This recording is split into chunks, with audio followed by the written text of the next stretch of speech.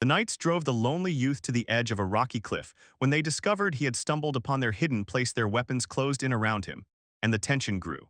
The sorcerer carefully examined his face, suspecting some unusual tracking magic. Suddenly, the ground beneath him gave way, and he fell into a blue abyss flooded with dazzling light. In a moment, he splashed onto the forest floor, stunned and breathless. Glowing trees surrounded him, and when it dawned on him, he realized he had been unexpectedly transported to another world. A roaring bear burst out of the forest, cornered the boy, and cut off his escape route.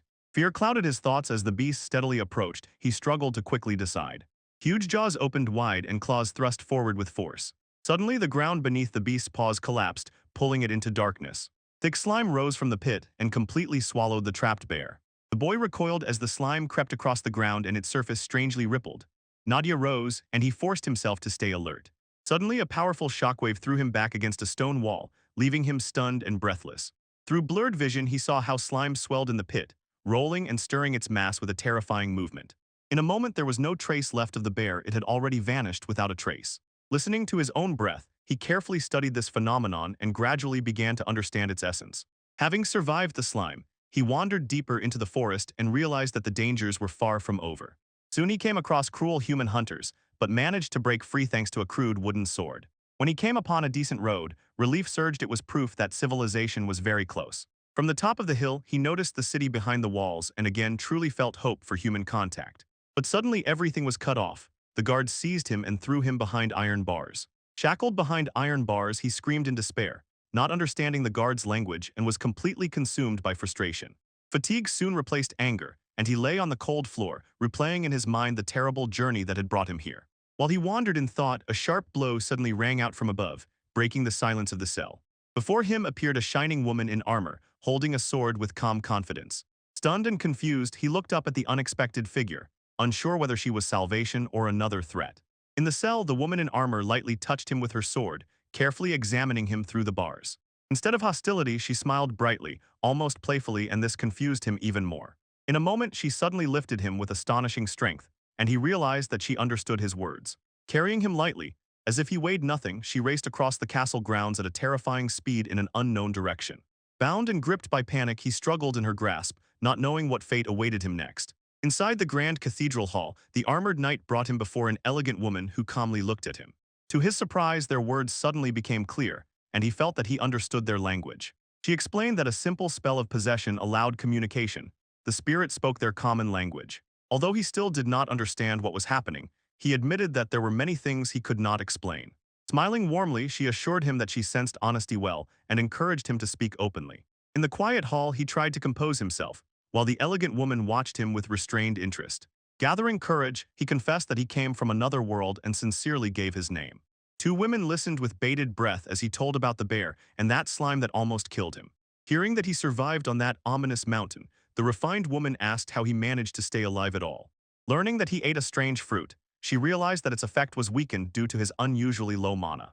While talking about mana, he suddenly realized, although he survived deadly threats, his body has no strange power or hidden ability. The refined woman confirmed that his mana is extremely low, and in this world it gives him no advantage. With relief, he was convinced. He survived not because of some hidden power, but simply due to ordinary physical limits. When asked about equipment, he honestly admitted, nothing except a simple wooden stick that was already broken. Hearing about dangerous bandits in the mountains, he understood that he survived mostly thanks to luck, not skill. When he recalled meeting grim people on the mountain called bandits, the knight's facial expression sharply changed. The horror instantly turned into urgency. She demanded to name the exact place where he saw them. Grabbing him by the collar, she demanded to know where they were, while another tried to calm her down. In panic, he insisted that he remembered everything clearly and described the cave near the mountain. Resolute Knight announced that she would immediately form a conquest squad, and he froze from her drive. The knight called herself Ilya's Ratzel from the kingdom of Teia and said she came to end the mountain bandits. Following his directions, she and her squad advanced through the forest to the hidden cave. Inside, several rough men were lazily sprawled out, not even suspecting that their place had already been exposed. One bandit chatted boldly, while the others relaxed and did not even notice how danger was sneaking up on them. In an instant, Ilya delivered a decisive blow and laid one down before he could react. In the cave, a bandit detected the squad's approach with detection magic and warned the others, but it was already too late. Ilya's moved forward without hesitation. He was confident the narrow passage would allow him to easily sweep the place. The blade flashed, she covered them with stunning speed, cutting through resistance before they could organize. Standing behind, he realized that every knight was as powerful as she was, and it frightened him. When the final blow echoed through the cave, silence fell again. He froze, stunned by their incredible strength. In the cave, Ilias ordered her squad to spare those who surrendered, but to destroy anyone who tried to escape. Armored knights surged forward, smashing resistance with coordinated strikes, and bandits fell one after another. In the whirl of chaos, a massive chain weapon swung and crashed down on Ilias with devastating force. She deflected the blow, her feet dug into the stone as she parried that heavy attack. Ilias, calmly smiling, challenged the attacker's strength and met his fierce counterstrike without retreating a step. With a powerful swing, Ilias delivered a verdict to the towering bandit, refusing to be intimidated by his height. Her blade cut through his defense with a wide sweep and struck him down with a thunderous, decisive blow.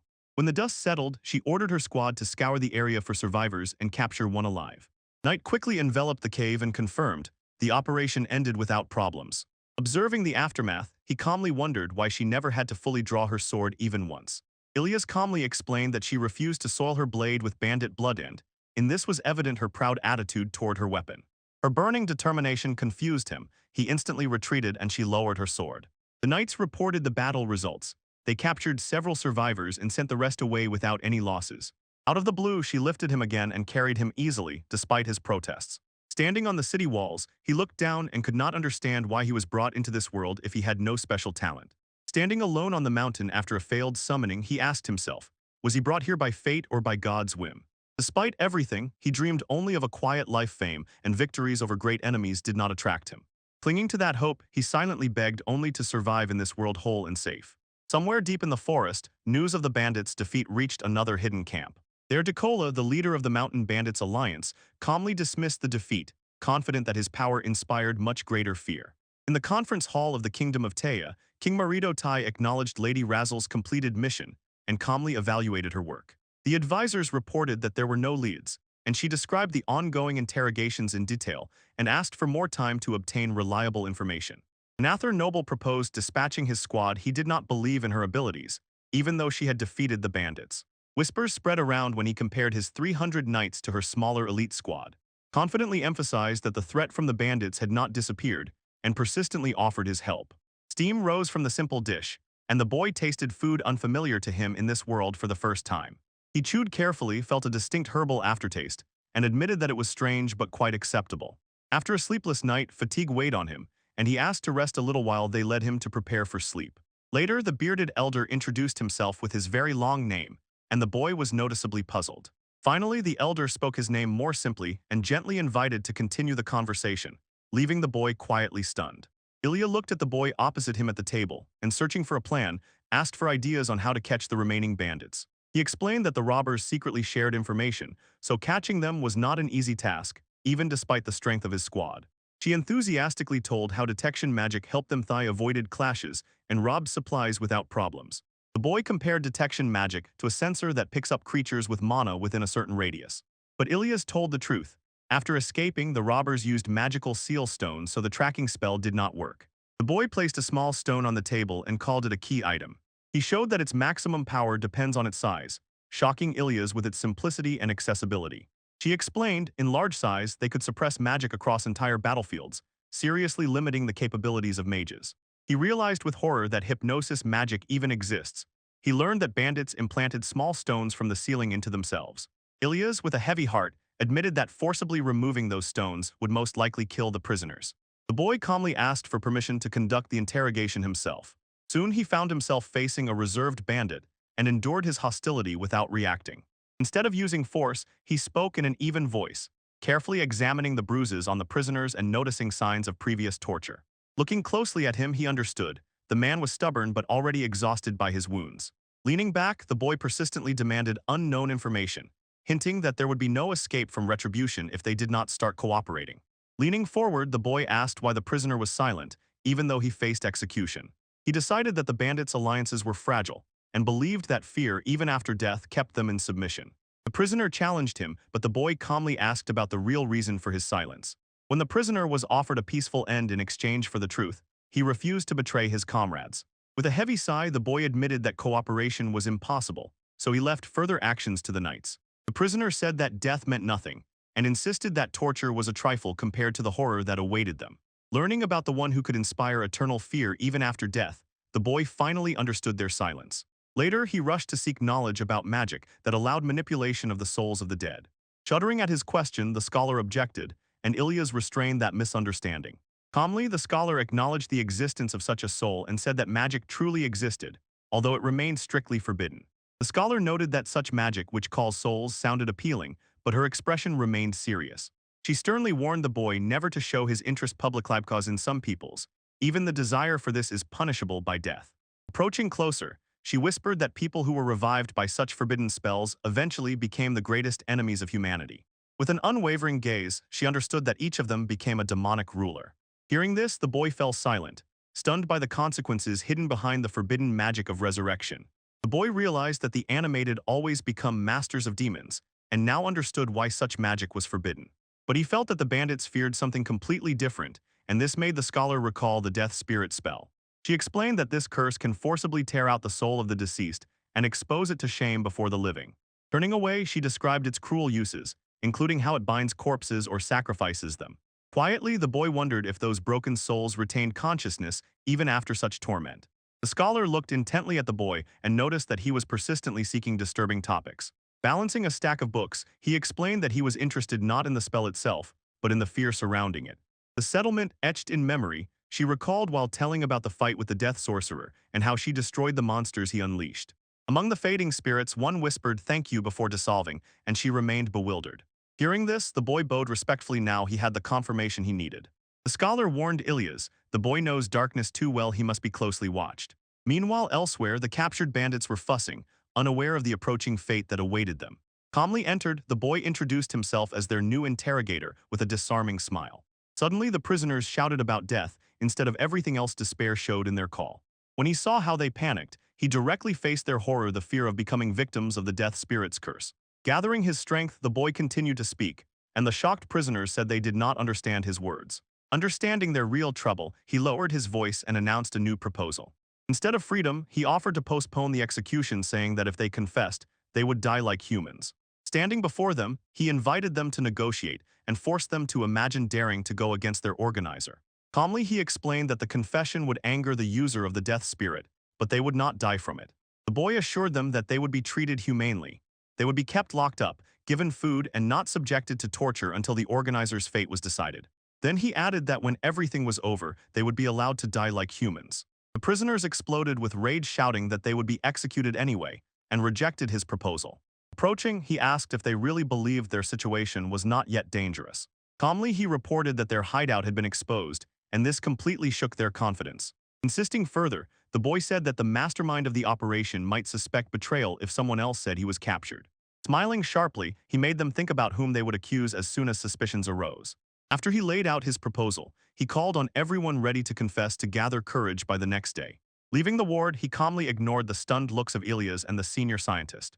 Outside, he admitted that he was not sure if it would work quickly, preparing to ask for additional support. Leaving the cell, the boy quietly whispered to Ilias and the elder what they should do, refusing to explain more.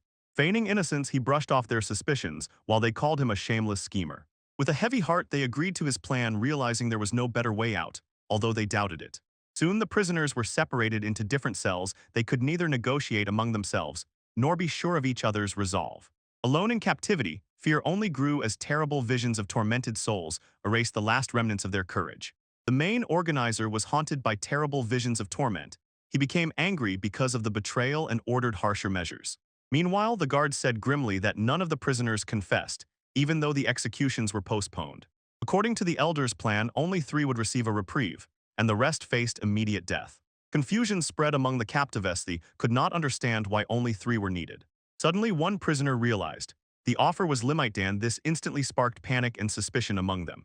Fearing rejection, one prisoner shouted at the boy and demanded to be given the floor. The elder, irritated but vigilant, extended the paper, while the man insisted he would confess everything immediately. Panic spread among the others when they realized only 3 would be saved. Everyone desperately began writing alone. Alone in his cell, one prisoner desperately recorded every detail, hoping to secure a place among the chosen. The next day, 5 out of 7 confessed, and their written testimonies were delivered to Ilias. As soon as the boy finished eating, he noticed Ilias looking at him with a complex expression. While handing over the confessions, he listened as she asked what his life was like before he ended up here. Grateful but worried, she admitted that his methods ignored nocturnal honor and played on fear. She said decisively that she does not respect those who exploit the weaknesses of others for their own benefit. Turning away, he said that he is an ordinary person who just wants to live peacefully. She stood close to Ilias, and the boy felt her embarrassment and distrust of his gaze. Calmly, he explained that living in peace means avoiding trouble and blending in with everyday life. Recalling his former world, he told with a pang how he learned to read people and protect himself from danger. Thoughtfully, he added, people behave differently with decent ones, they are one way, and with criminals quite another. Finally, he pointed out, unlike him, she like a knight remained steadfast in any situation and did not change her position. Ilias threw him a question in the eyes, whether he intends to become evil when faced with evil. Calmly, he answered that he only chose to understand evil, not to blindly repeat it. Holding a cup, she pondered his words and slowly admitted that she understood what he meant. Softening, she compared his approach to a distorted mirror that reflects darkness, but does not let it in completely. Under the soft light of the quiet hall, he whispered that living peacefully is much harder than it seems. The boy carefully reviews the gathered intelligence, keenly searching for reports about the growing bandit organization, while Ilias and Maya observe.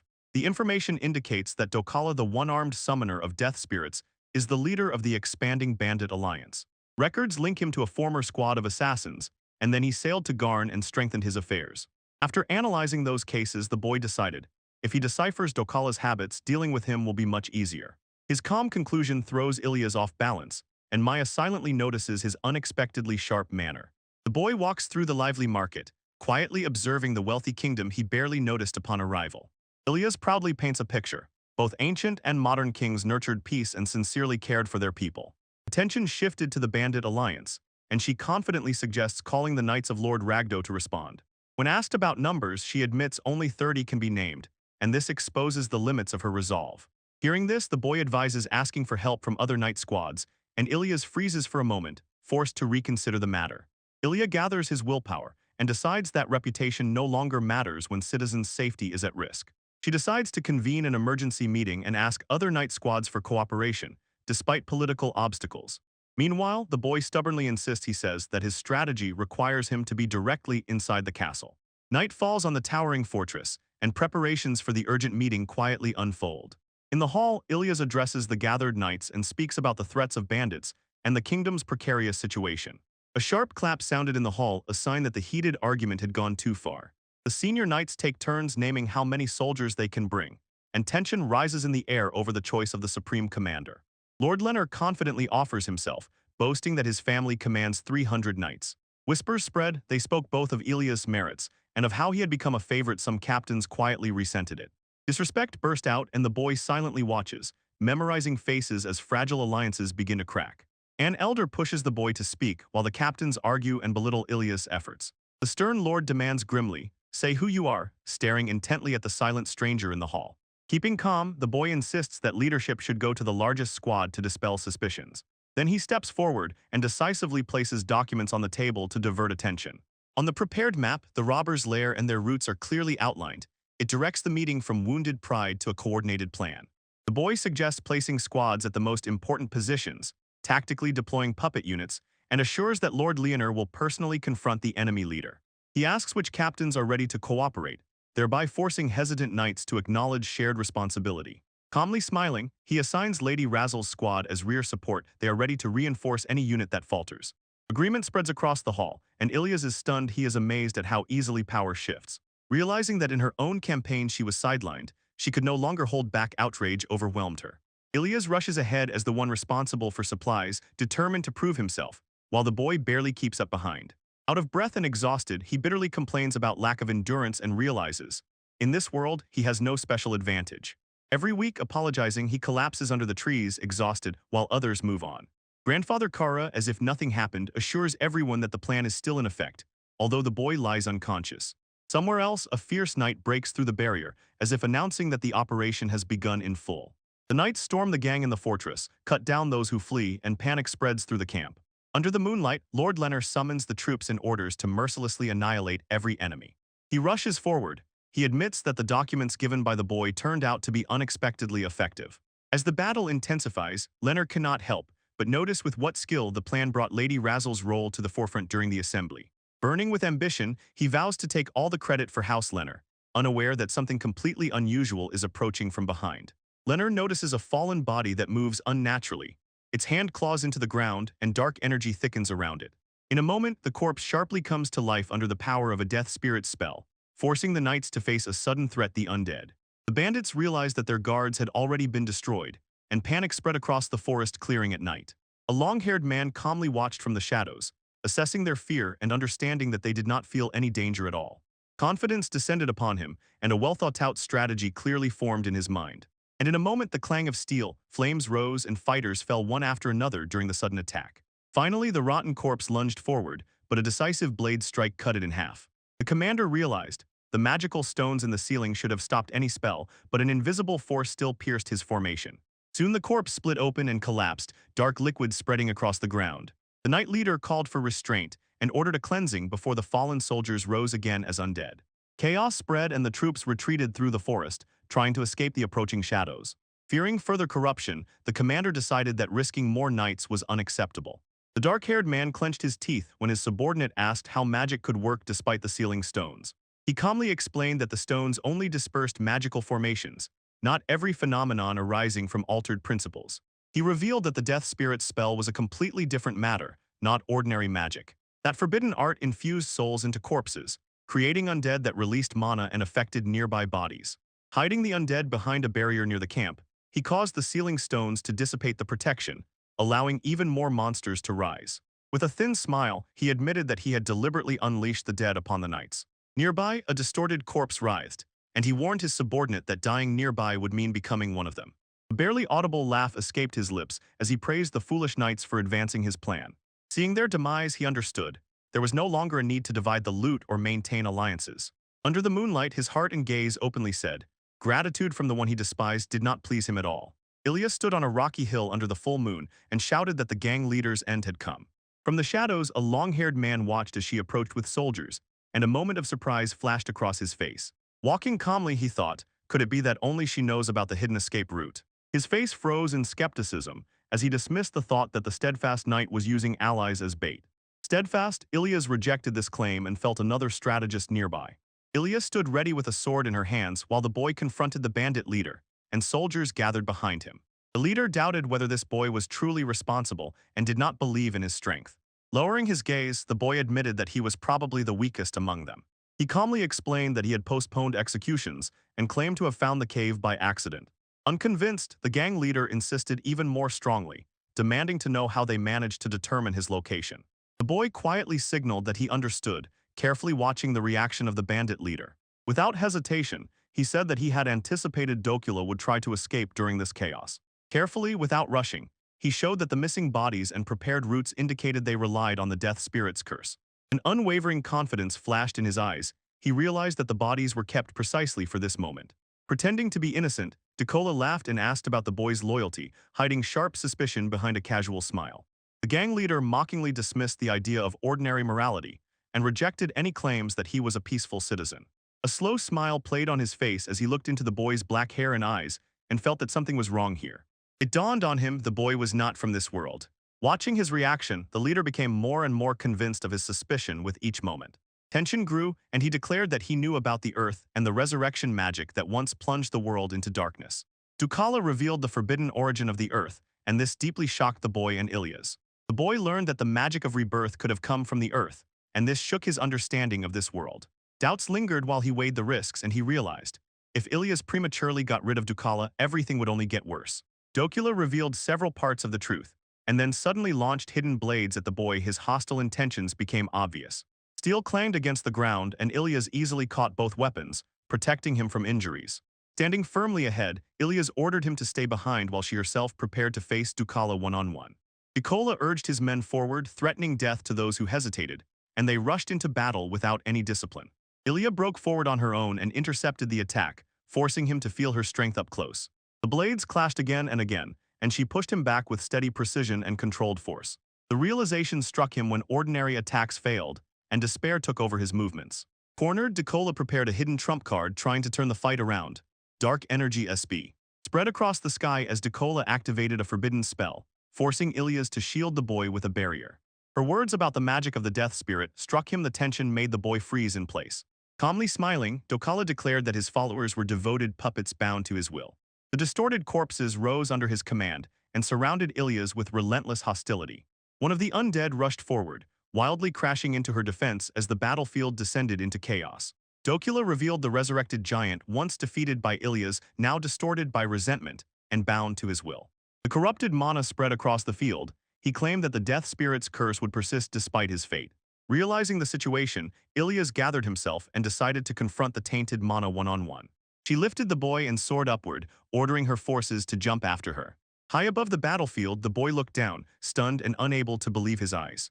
Dokala tried to seal Ilyas' magic, confident that without spells she would be powerless. She calmly advanced. Usually Ilyas showed everyone, her strength did not depend on magic at all. With a single sweeping strike, she shattered the corrupted earth and threw him back. Shock spread across the battlefield, her unrestrained power engulfed both the undead and their lord. Facing her steadfastness, Dokula prepared another hidden move, realizing that usual tactics had completely failed. Dakala threw a smoke grenade and retreated, believing that the created confusion would give him a chance to break free from Ilyas's pursuit. Even before he managed to escape, a spear shot out from the forest and pinned his leg to the ground. Falling heavily, he felt that the trap had tightened much more than he expected.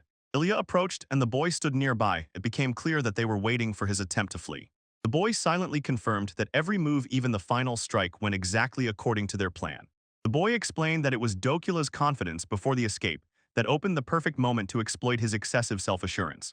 Defeated and bound, Dokula admitted that he had been completely outwitted, and with a quiet, calm smile accepted the trap.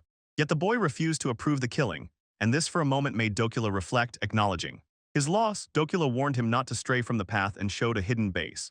Smiling faintly, he passed on this information as his last gift in farewell. As defeat settled, Dakota asked to name the boy, seeking at least a drop of recognition before the end. He fell in the last move, taking Dakota's life before any words could be spoken. They turned to the clearing. At that very moment, Ilyas lowered her blade, and the rest of the soldiers retreated. She could not get rid of the thought whether the boy regretted not learning more about his origin from the fallen man. After a short pause, the boy admitted that his curiosity had not yet faded, but he believed that Akola hardly knew anything more than he had already told. The boy confessed that he had set an ambush, but he could not come to terms with what had happened, although he knew that Dokula could not have escaped. Ilyas agreed that his strategy made sense, even if she did not like the necessity behind it. To understand, he asked her why she dealt the final blow, although he hesitated. Clenching her fist, Ilyas admitted that at that moment her decision was driven by fear. With unwavering determination, she confessed that Dokula's actions disgusted her, and she decided to finish him off without remorse.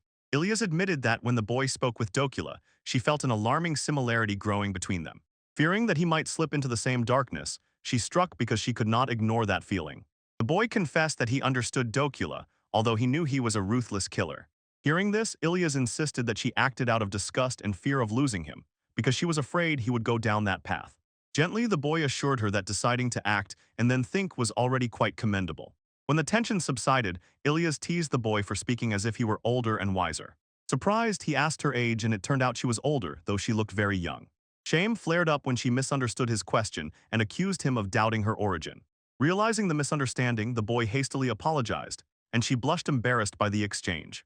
Ilyas blushed a little and asked if his apology was enough. Her earlier tension melted into awkward relief, and then they finished. Silently, he finished cleaning the battlefield, and under the dim sky loaded the dead onto a cart. Reinforcements arrived on time and finished off the last undead. There were wounded, but no fatalities among Lord Liner's knights. As they set off, the boy pondered the discoveries about the people from Earth and the taboo they had created. He walked forward and realized, to live in this world in peace, much more effort would be required. Somewhere else, deep in the forested mountains, another entity barely stirred under a hidden shelter. Under the moonlight, the girl with fox ears instantly woke up, sensing an unfamiliar threat nearby. Morning light flooded the small room. The boy calmly woke up in an unfamiliar bed, noticed birds outside the window, and for a moment felt relief. When pain tried to get up, pain passed through his muscles, as if reminding him that life in this world requires endurance. Standing outside near the cart, Ilyas watched him while he anxiously thought about his uncertain future in this land. He planned to arrange a roof over his head, obtain permission to stay, learn the language, and tame his strange magic. Then he decided to head to the city and start earning money steadily. Ilyas exploded when the boy suggested living abroad. She would not allow her benefactor to endure hardships. Soon she resolutely offered him shelter in her home if he truly had nowhere else to stay. Surprised yet glad, he immediately agreed, and she explained that the empty room would not be a burden. Suddenly, Ilyas asked himself, had he really tried to pressure her with guilt? Calmly smiling, the boy denied any schemes and admitted that he just wanted to avoid unnecessary problems. Settling in Ilya's two-story house near the market, the boy began his new life without money, but with unexpected comfort. Standing by the window, he admired his simple, modest room and decided to set out to explore the country, even though his black hair stood out in the bustle. Cozy streets greeted him warmly. Vendors displayed shashliks and fresh products, instantly drawing his attention to the bustling market. Carefully examining the coins, he compared their value and tasting the food, noticed that the spices enhanced the simple flavor. Suddenly a blow and the goods scattered on the ground right in front of him. The boy quickly ran over and helped the girl who had fallen to gather the scattered fruits, returned her basket, and she smiled with relief. The crowd moved around, and he led her aside so as not to block the busy street, and she was frightened by his directness. She felt suspicion about his intentions for a moment, yet still went without resistance. Soon she introduced herself as Sarah and sincerely thanked him for the help. Then she proudly pointed to the family inn and invited him to visit, even despite its strange name. Behind the tavern, the boy stumbled near a barrel Sarah watched, and a burly man approached to assess the situation. Introducing himself as Gauze, the owner took responsibility for the basket and welcomed the boy as a customer. Waiting for his food, the boy listened attentively as Sarah shared details about the city and its daily affairs during her shift. As a gift, she confessed her dream to become a seamstress and to study diligently, combining it with work. Her bright enthusiasm amazed the boy. In the end, she boldly walked towards independence. Then Sarah asked where he had spent the night, and the boy admitted. They gave him a room for the night. As soon as he mentioned Ilya's Ratzel from the company Ragdo, astonishment instantly spread in the room. The shock only deepened when they said that she is known in this country as a mighty knight. Gauze enthusiastically listed her victories, how she defeated skilled knights and won the swordsman's tournament in Tezu. Stories about Lord Karag flowed one after another, and the boy froze from the grandeur surrounding him. Sitting silently, the boy realized that his small involvement in the recent purge intertwined him with events much larger than he had imagined. Sarah excitedly imagined seeing Lady Ilias in battle, while he awkwardly downplayed his role in the conflict. Gradually she admitted, although many admire Ilias, some citizens still criticize her power and influence. Hearing this, the boy firmly said that Ilias ended the internal struggle and thereby calmed Sarah. Before leaving, he promised himself to someday bring Ilias to the tavern, knowing that sincere supporters already appreciate her efforts. In the tavern, the boy immediately felt tension after sharply criticizing the food. Gauze and Sarah noticeably reacted to his frank assessment. Instead, he did not back down. He proposed simple changes, because he believed that tastier dishes would attract more customers. Ilias stood outside and watched him, noticing how quickly he made new acquaintances. During the walk, he enthusiastically recalled the exquisite dinner at the church and compared it to the food at the tavern. His words shook Gauze, and Sarah silently watched, feeling his influence grow. Standing calmly, Ilias said that she was known as a demon exile and that she had power in the Tezu church. Then she explained that she had already submitted a report and was temporarily free, which embarrassed the boy because of her influence. During the conversation, she thoughtfully considered how the junior officials coped with their duties, while he quietly doubted her strength. Curiosity pushed him. When she suggested it, he immediately inquired about trade networks and salt supplies to improve the quality of the food. When he was offered help, he quietly wondered how long this support would last. Maya, turning away, explained that the spell she cast on the boy would last a week and could be renewed as soon as it faded. Go away, she asked if the magic of obsession was tormenting him, and he awkwardly insisted it was a joke. Maya smiled slightly and admitted that she had not used the spell for a long time and might have handled its effect incorrectly. Soon she discovered that she felt delayed muscle pain as a side effect and warned that it could suddenly worsen. In a moment, agony grabbed the boy. He screamed, and even healing magic could not soothe that pain. In the box lay a sealed document. A hand pulled it out, and this meant the beginning of an official agreement. Then the young man entered the luxurious estate with his companion, remaining calm while the servants led them inside. In the exquisitely decorated hall, the estate manager approached them and greeted them with restrained, measured politeness. Confidently, the owner introduced himself as Ban and affirmed his position over the company. Then negotiations about salt supply began. Ban reviewed the request and found the terms acceptable. The boy made a proposal to lower the price of salt across the country in exchange for cooperation, and this immediately attracted the keen attention of gangs. He bitterly explained that each portion of salt was too expensive, although in this land without a sea it was supplied very rarely. Maya thoughtfully replayed his comparison in her mind. Magical energy, like food from his former world. As if joking, she hinted that his weak magic was due to nutrition, and he was momentarily confused. Gathering his thoughts, the boy announced his plan to increase demand, insisting that salt had mistakenly become a luxury. The boy explained. They assured that increasing supply would reduce procurement costs, and if the plan succeeded, would allow them to buy salt more cheaply. Ban questioned whether this was even realistic and warned that daily price fluctuations were inevitable, while the boy insisted that he had a plan. Later, life in the tavern boiled over. Maya energetically poured ale, attracting the glances of neighboring patrons. She unexpectedly placed a new dish on the table, surprising those customers who had not ordered it. Although skeptical, the men scrutinized the dish, and Maya encouraged them to try the free treat. The guests tasted the salted potatoes and, with surprise, realized that a simple seasoning made this cheap dish much better. Soon requests for additional portions poured in, and Maya hurried between tables to satisfy the growing demand. Meanwhile, the boy thought that Ban probably saw him as a young trader trying to prove his worth. He took that praise as a fortunate coincidence, not as proof of his own genius. Soon more orders thundered through the tavern, and it became clear salt was being valued in a new way.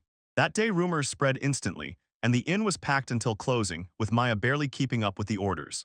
Exhausting fatigue set in, both workers collapsed, and the owner wondered whether to hire someone else. Meanwhile, the young woman waited alone at home, sitting quietly by the fireplace, while the prepared dinner remained untouched. Anxiety slowly emerged as she noticed how late it had become.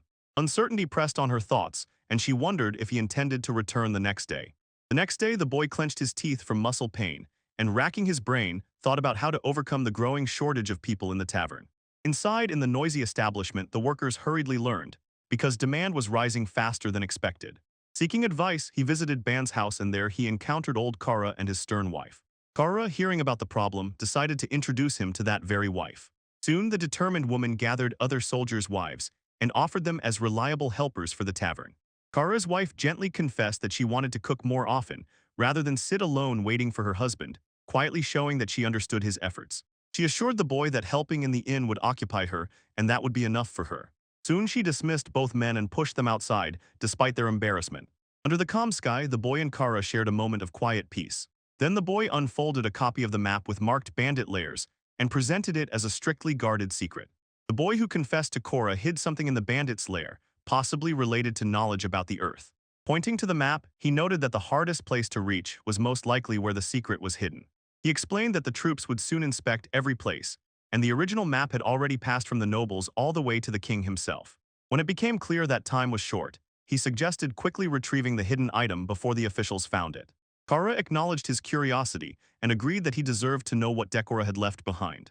Determined to act quickly, Kara proposed setting out before the authorities could forbid their plan, and the boy agreed, though doubts were visible in his eyes. Leaving the city, they hid the horse by the road and relied on its strength to fend off anyone who attacks. In the thick forest, the boy suddenly recalled the story of how Kara once defeated a wyvern in a very unusual way.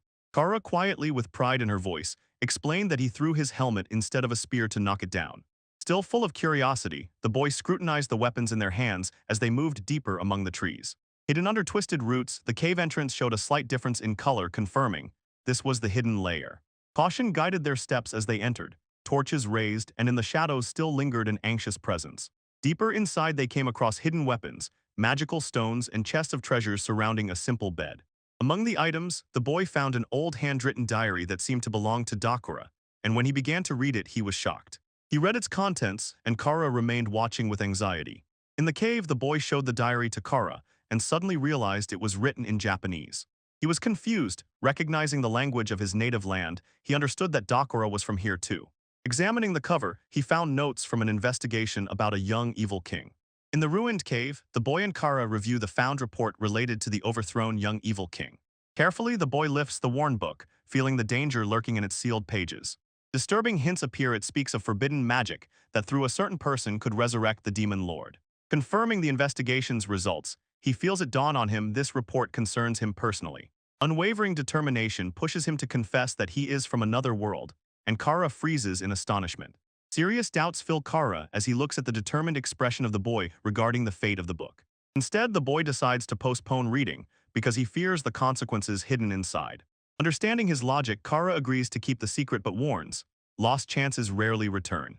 Trust becomes key. The boy, broken by torture, admits his weakness and insists that the book remain in reliable hands. With quiet determination, he prepares to express a cautious request, knowing that his future depends on restraint. Assessing the risks, the boy entrusts Kara with a sealed report. He is confident that the trusted knight will become the most reliable guardian. Their hands touched for a moment as the wrapped book passed from one palm to another, and this touch finally sealed the responsibility without hesitation. Walking through the cave, the boy convinces himself that this way Kara will not have to choose between duty and personal promises. Determination makes his steps firmer. He firmly decided not to betray the loyal knight and not to force him into an impossible choice. Outside the cave, Kara asks him once again, and the boy answers with quiet confidence. Standing on the city walls of Bayonne, the boy thoughtfully dreamed of a peaceful life together with everyone. Returning home, he crosses the threshold, awaiting a quiet evening. On the stairs, Ilya's waits her appearance caught him by surprise. Slowly, the realization dawns on him. She had been there all day while he was with Kara, and a gentle calm settles in his soul. Tom follows Ilya's as he confesses that loneliness feels unfamiliar but strangely cozy. An awkward tension grows. The boy does not know how to respond to Ilya's quiet disappointment. She points to the empty kitchen and bitterly reminds him that while she waited, she couldn't even go shopping. Awkward excuses fall apart as soon as she hints that he no longer needs her company and advice. Guilt presses on him more strongly when he realizes that his time with Kara left her lonely and restless all day. Calm returns when Ilyas admits that what annoyed her was that she wanted to spend the day next to him. Surprise flashed on the boy's face for a moment when he confessed that he still doesn't understand love. Suddenly, hesitation receded, determination came, and he rushed forward with new energy. He is resolute, and a sense of urgency fills the room as he says they are leaving now. Embarrassment overwhelms Ilyas, but she silently follows him outside. Under the open sky, they both froze, looking at the strange object ahead and feeling that it might be the very same so-called dog bone. Regret pushes Ilyas to follow the boy into the city. She is sure that she did something wrong earlier. He leads her to a tavern rumored to have sharp flavors and insists that it has recently improved. Inside, the room is filled with lively visitors, and frightened workers notice Ilyas among the crowd. Recognition instantly spread around. The waitress was horrified to see her here so unexpectedly. A respectable chaos rises in the noisy tavern, and the boy watches to ensure Ilyas is treated gently. Shame follows Ilyas into the tavern. Memories of yesterday's tension flood back again. Plates are brought and the boy, encouraging her, asks her to listen and try this dish. Cautious bites gradually pushed away doubts, and she admits that the dish is tastier than she expected. Gradually, the conversation softens her mood, and she smiles, recalling the warm greeting they received. Sirius's determination awakens again as he notices others looking at him with respect, prompting him to reflect on duties beyond his quiet refuge.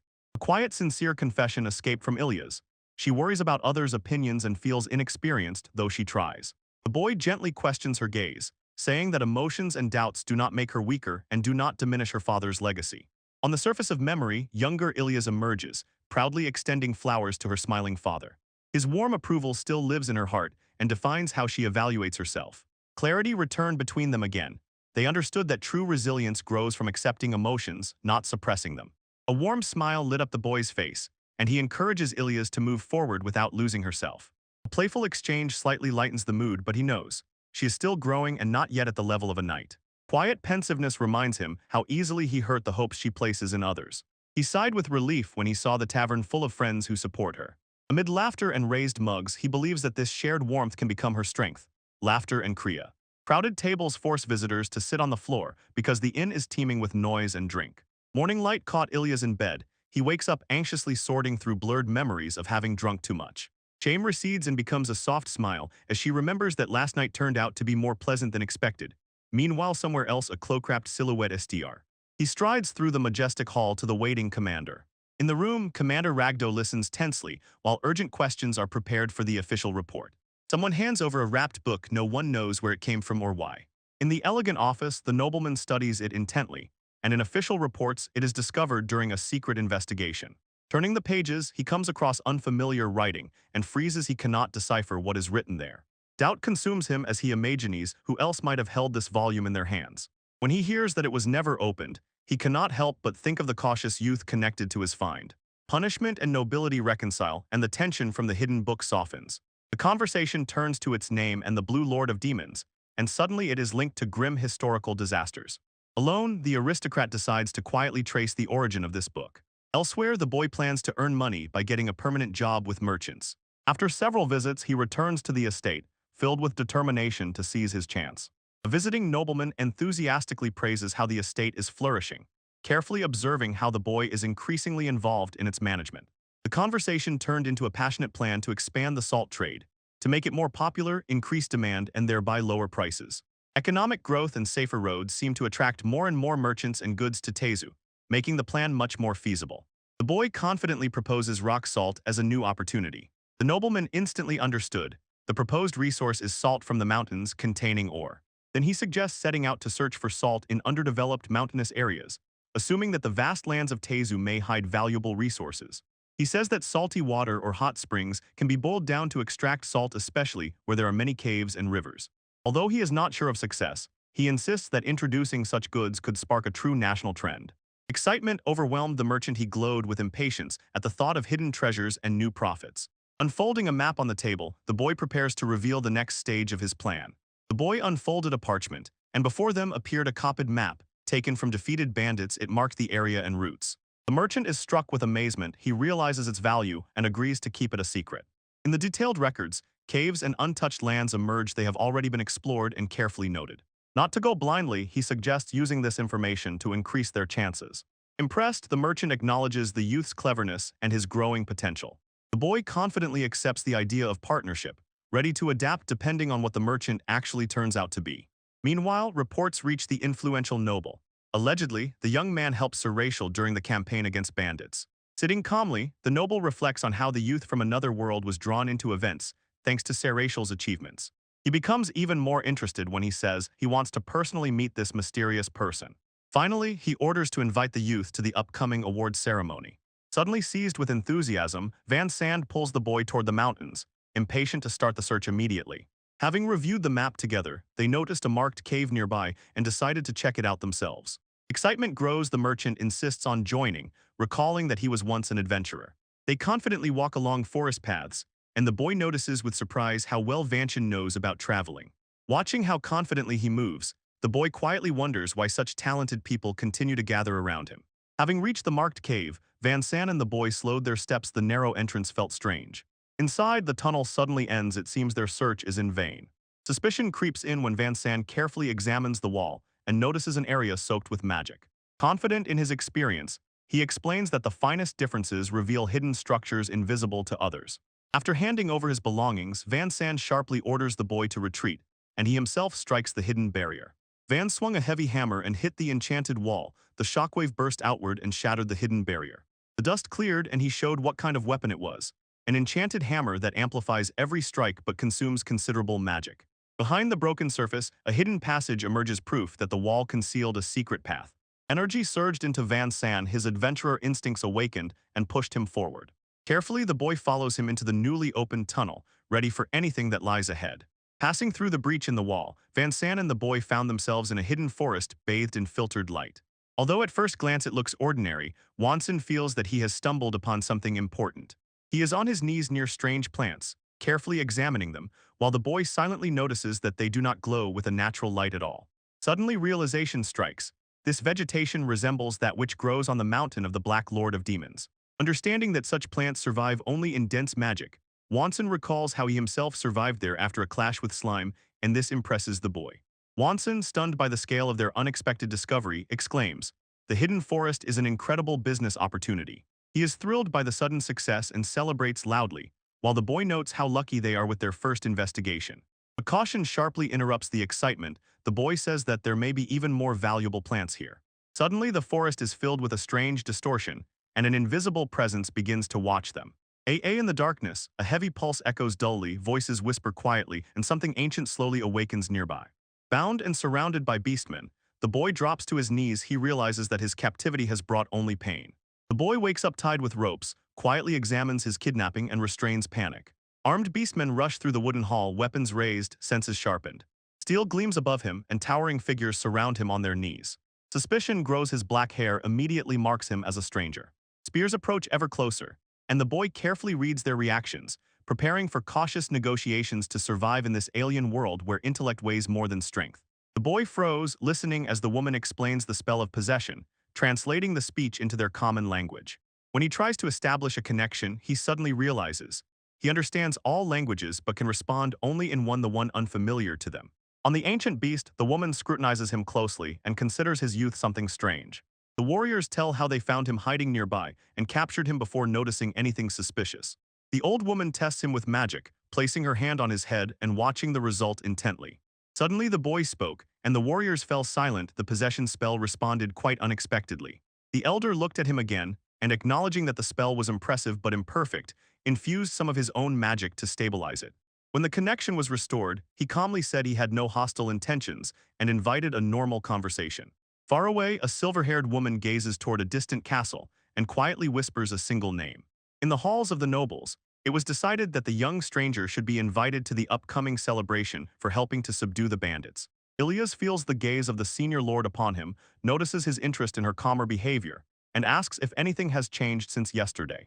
Barely smiling, he entrusts her to deliver the invitation and persuade the young stranger to come. When she left, two elders quietly reflected on how she had grown and on the kindness that surrounds her. Elsewhere, the exhausted traveler rushes through the forest, determined to return and save someone. In the village, the beast warriors froze in shock upon hearing that the demon lord had fallen. The Black Wolves clan says that long ago they fled into a hidden forest to escape the rule of the demon lord, and have lived quietly ever since. When the elder learned that the terrible lord was supposedly killed by slime, he held his breath and thought that perhaps the outside world was still intact. Anxiety spreads because they foresee that the fallen lord's allies will gather strength and eventually begin to search for him. The boy believed that a peaceful conversation with those allies could resolve everything without bloodshed. Although doubts do not subside, the elder considers his request to stay in their village for some time. Sitting before the tribe, the boy is asked to act as a mediator between them and the strangers since only he understands both languages. Explaining their situation, the elder recounted how they were becoming fewer and how hard it was to survive endlessly in the hidden forest. After a moment of hesitation, he agrees to be the translator but insists decisions must remain with their appointed delegate. Gradually, suspicion recedes. The elder assures he did not lie, and the warriors, though reluctantly, apologize. They agreed, and curiosity moves on asking to be shown around the village to see everything with his own eyes. When he was led through the village, the boy learned a beast crosses the mountains and threatens the livestock, forcing the clan to hunt in their forest. Outside the homes, the warriors train relentlessly, daily strengthening their power, preparing for a possible battle with the forces of the demon lord. Watching the exercises, he suddenly notices distant movement deep within the trees. Hidden among thick foliage stands the so-called cursed, child's lair, a place the clan avoids out of fear of curses. Under the moonlight appears a girl with fox ears, and the boy froze in stunned silence. Hiding in the bushes, the boy watches as villagers chase the fox. The girl with ears scent. Stones hit her while the warrior boasts that he caught the cursed child. Confusion grips him. He cannot understand why a small girl is standing there alone. Mocking laughter spreads, and they warn, whoever approaches her will bring trouble upon themselves. Disgust rises in him. Before his eyes again the same cruelty from another world, where fear turned ordinary people into eager tormentors of the defenseless. The boy closed his eyes for a moment, realizing that the villagers completely misunderstood the situation. Resolutely, he asks to be returned to the elder to personally deal with this matter and prevent new misfortunes. Disturbing news reached the castle. Demi had captured the boy, and the people along with the elderly knight were already preparing to act, fearing political consequences. Beyond the city walls near the forest, a remote village peacefully dozed, and in a modest house appeared a guest who came to seek answers from the clan that lived there. A serious worry appeared on the boy's face when he asked why the little girl was considered cursed. The clansman said that her pale features among the black wolves were considered inappropriate, and from birth her existence aroused suspicion. The mother died during childbirth, and soon the beasts killed the father and she was left completely alone. The clan admitted they left the girl outside the village to avoid disaster. The fear of the curse did not allow them to kill her, but they still abandoned her.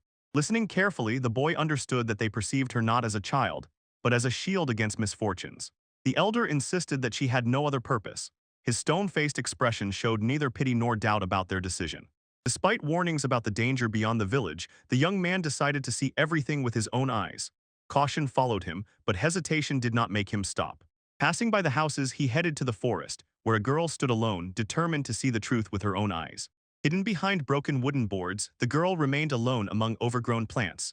A torn rag covered the entrance to her hiding place. Hearing footsteps, she slightly turned, and the empty expression on her face suddenly turned to anxiety.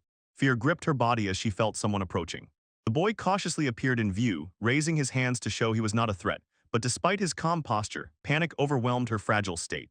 Confusion played in her eyes. She did not understand why he was there and what his intentions were. Isolation made it so she could not comprehend even simple words. Heavy chains squeezed her ankle. It was clear she had been chained since birth, abandoned and locked up, and she lived in that place in complete solitude. She stood facing him while the chains stretched between them, and her body trembled from a life made up only of fear and loneliness. Questions filled her tearful eyes, but there were no answers why she was spared only to suffer alone. Unable to bear the sight, the boy stepped forward and, despite her being tied up, pulled her into his embrace. Shock settled on her face as he held her tightly, and anger flared within him over the cruelty imposed on her. His voice trembled with emotion. He felt her loneliness and despair and quietly promised that she would never be abandoned again. Kneeling before her, he held her trembling body, and tears rolled down his face.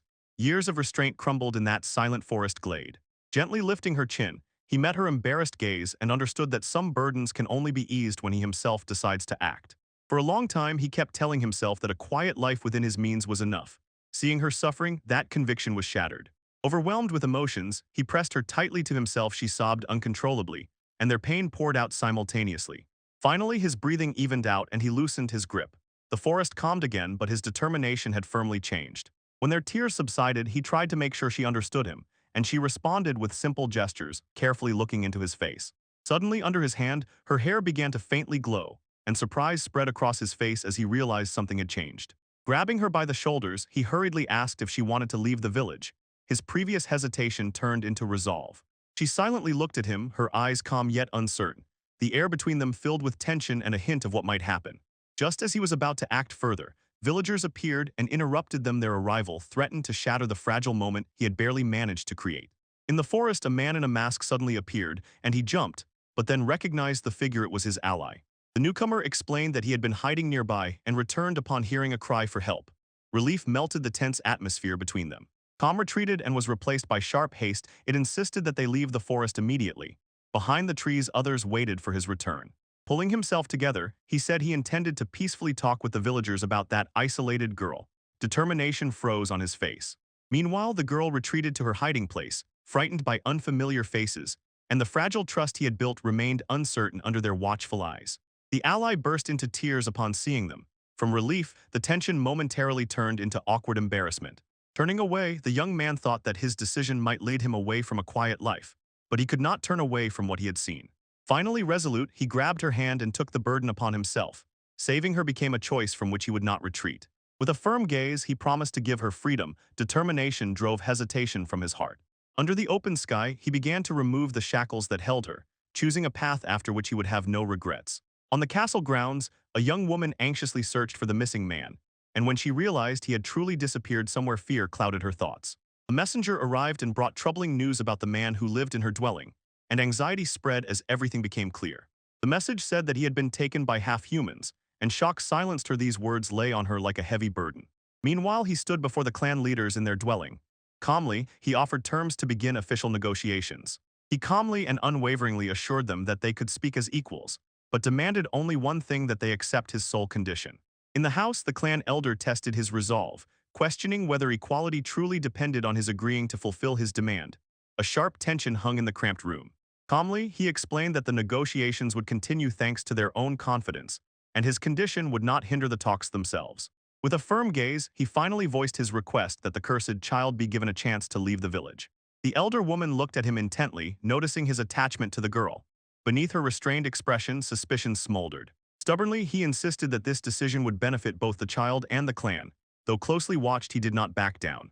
Suddenly, news came that armed men had gathered near the forest entrance. Alarm swept through the clan, and tension sharply increased. Standing calmly, he explained that the soldiers had come only for him. Instead of retreating, he insisted that the conversation continue. Then he proposed a harsh choice. The strongest warrior would have to duel the cursed girl, and her freedom would depend on victory. The elder studied him closely, doubting whether his feelings truly differed from theirs. Doubt was evident in her gaze. Unmoved, he accepted their suspicion and revealed the truth. What they called a duel was actually just an attempt to get rid of the girl. After a brief silence, the clan finally agreed to the duel on his terms. He insisted that no one else bear the curse. Bayon Dereva soldiers in armor prepared weapons, and he watched them calmly, knowing that one would have to fight seriously. Steel blades clashed as the knight delivered a powerful strike. The blow shook the ground and scattered debris across the clearing. Blow after blow fell in succession, each heavier than the last. The clash forced both sides to endure the full might of the battle. Faces hardened with determination, the fight flared up. None of the warriors intended to retreat. A fierce skirmish erupted. A warrior's strike cut through the ground, raising dust and debris that rained over the clearing, and the soldiers ducked. He watched intently and said that those soldiers did not seek a real battle, they came only to show off their strength. When he announced the start of negotiations, a wave of confidence swept through the crowd. The atmosphere changed, chaos receded and gave way to restrained anticipation. Next to the trembling girl stepped forward the strongest fighter of the village, ready to settle everything with a single duel. In the village square, beast warriors surrounded a blonde girl, Several unconscious villagers lay nearby, and the boy silently watched as tension spread under the huge tree. With calm steps, the boy returned to the old mage after a brilliantly performed scene. The guards dragged the girl away, and nothing could be read from his face. A barely noticeable smile flickered across his face as he assessed the outcome. He walked alongside the elder, listening to reminders about another task, while the villagers whispered about the humiliation of their strongest fighter. The confrontation escalated when suspicion about his intentions toward the girl hung in the air. Yet the boy remained calm and ready to face any consequences. Dark energy rose over the square as the beastmen lunged at the girl with white hair. Caragrams lowered their eyes, and the boy watched silently. Finally, tears rolled down her cheeks as the duel began, and the beastman leaned forward, gripping his weapon tightly before charging ahead. Steel met steel at the moment he attacked without restraint, directing his strike at her smaller figure and making the ground tremble beneath them. The villagers froze in shock, fear covering her face, but the boy reached out his hand at the decisive moment. A sudden burst of power erupted from her body, pushing the beastman back and turning the tide of the battle. The beastman was thrown backward, as the girl's sudden surge of strength hit his body, hurling him across the square and breaking his assault. Shock spread among the villagers, while the Caragrams watched calmly, finally understanding the true purpose of this staged clash. Stepping forward, the boy raised his voice and addressed the crowd, declaring that the girl's pale appearance was a natural trait, not a curse. He explained that the death of her parents was simply misfortune, not proof of evil, and that fear had blinded the village. Condemning their ignorance, the boy stated that their accusation was the real crime. The boy placed a calm hand on the girl's shoulder, and this touch revealed the truth. The duel was arranged to prove what she was capable of before the suspicious villagers. He enthusiastically described rare trees that shone when filled with magic, comparing this glow to the light pouring from her hair. Calmly, he explained that a great power was hidden in her glow, a might that could rival the legendary heroes of the past. Carefully lifting her, he said, "She is not cursed, she is a blessing born with extraordinary talent." Silence fell over the square. The peasants struggled to accept the truth laid before them. The boy pressed the girl firmly to himself and resolutely said he would take responsibility for her, guaranteeing that the vow made before the village would be fulfilled without any objections. Then he led her away from the square, and the elders and guards followed them. Their previous hostility changed to reluctant acceptance. To himself, he quietly thought about how this duel was prepared, recalling the careful preparation and the help he sought to tame her magic. Through the trial, she overcame fear, felt her strength, and gained confidence that would support her further growth. Ultimately, he believed that this lesson would be enough so that no one in the village would remain ignorant. The boy admitted that the Caragras staged a small show to make the duel before the peasants even more impressive. Before the fight began, he secretly warned the girl about the danger and forced her to face fear head-on and awaken her power. When it was all over, she suddenly burst into tears under the pressure of everything she had to endure. Looking at her tears, he understood that she had faced hostility, and without hesitation risked herself for the sake of his plan. Choosing silence instead of the cruel truth, the boy decided to carefully guide her future and ensure that from now on she would live in safety. Suddenly, a presence appeared behind the trees, and the boy felt powerful magic descending into the clearing. From the shining barrier stepped a woman in armor with long hair. Her cloak spread out, and an irresistible force filled the forest. She smiled sharply and announced her arrival, while the group froze in confusion due to the unexpected interruption. The boy hastily invented a tale about her delay, trying to calm the growing panic among his companions. Laughing coldly, the armored woman mockingly ridiculed their gathering, leaving the group tense and uncertain before her formidable gaze. The armored woman stepped in front of the group, the boy was pushed forward and the others retreated, leaving him alone with her. Feigning confidence, he tried to shift responsibility onto others, while she questioned every his action and motive. Seeing that she was exhausted from searching in the forest, he approached closer and gently placed his hand on her head. Noticing her anxiety, he acknowledged that she must have felt uneasy because of the situation and calmed her. Relief appeared on her face as he quietly thanked her. The tension between them dissipated. The boy carried the woman in armor from the clearing, while the others stood watching, breathing a sigh of relief. The clash ended without further injuries. Behind the trees, comrades whispered about how things could have happened differently if she had come earlier. Holding her close, he realized that his careless word had reached her ears and awkward silence hung between them. Shame quickly turned into revenge. She hit him again and again, forcing him to retreat, while the others silently watched. After the attack, the boy regained consciousness in a castle room, and Ilyas, a tall woman with long blonde hair, scolded him for reckless behavior. Soon Ilyas led the little girl animal to the bath, while the boy went to report the situation to the local authorities. Just washed and frightened, the girl rushed forward with tears in her eyes, and her enhanced strength went out of control, causing tension in the room. Panic erupted when she attacked the boy and nearly strangled him. When she was restrained, the conversation became practical. The boy suggested taking her to Maya and safely finding out what was wrong with her using a possession spell.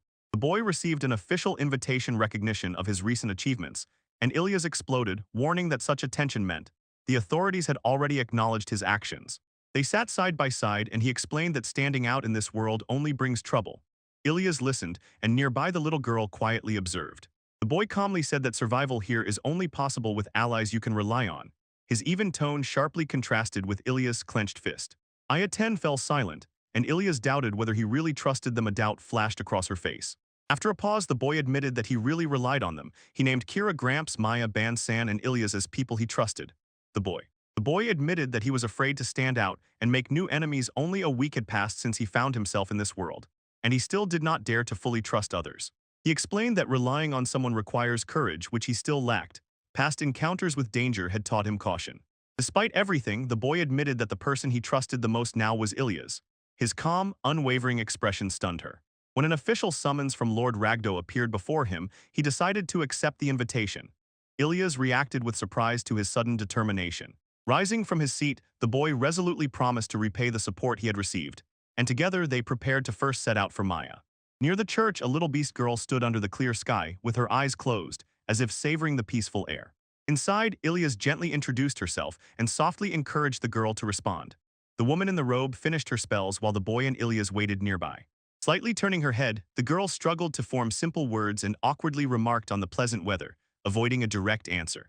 A tense conversation about possible side effects of the spell ensued. The boy anxiously asked about risks, and the woman in the robe calmly assured that everything looked stable. Instead of confusion, curiosity sparked in the girl. Hearing Ilias' name, she looked at the boy and waited for how to address him. The boy dismissed overly familiar forms of address and, considering options, thought about how the girl should call him. After a brief dispute, he suggested a more formal role. Hearing the options, the beast girl unhesitatingly chose master. The boy accepted her choice and Ilias watched intently. Then he asked Maya to teach the girl to control and suppress her magic. Advice was needed before anything else. Suddenly, another woman rushed forward and hugged the girl.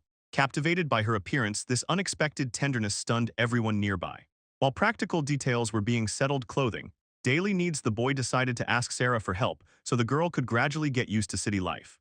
The boy decided not to miss the chance and helped the beast girl start learning the language. Maya's spell now allowed her to speak with others. He warned her that if she always relied on him, she would never become independent, and Ilias watched as he reminded himself of the same truth. Returning to Maya, the boy entrusted her with teaching the girl and firmly insisted, language and general knowledge must come first. He decisively said he would teach her to live, but honestly admitted he was not very familiar with the customs of this world. Soon lessons began and the church books were opened. Diagrams were drawn on the board, and the girl began learning the basics of her new life for the first time. Ilya was honing sword movements in the temple, while outside the walls the bustle of preparation still buzzed. The seamstress hurriedly sewed new clothes for the beast girl. In a moment the seamstress rushed forward, exclaiming that the outfit was ready. The boy was pushed outside to wait while the final adjustments were made. Left alone in the yard, he patiently waited until laughter sounded from inside. Confidence reigned in the room. They were preparing for the grand opening. The beast girl came out dressed in a tight black outfit. Her long hair and tail swayed smoothly as she showed off her new look. Everyone reacted with surprise and admiration. The boy carefully examined the length of the outfit, wondering if it was a bit too short.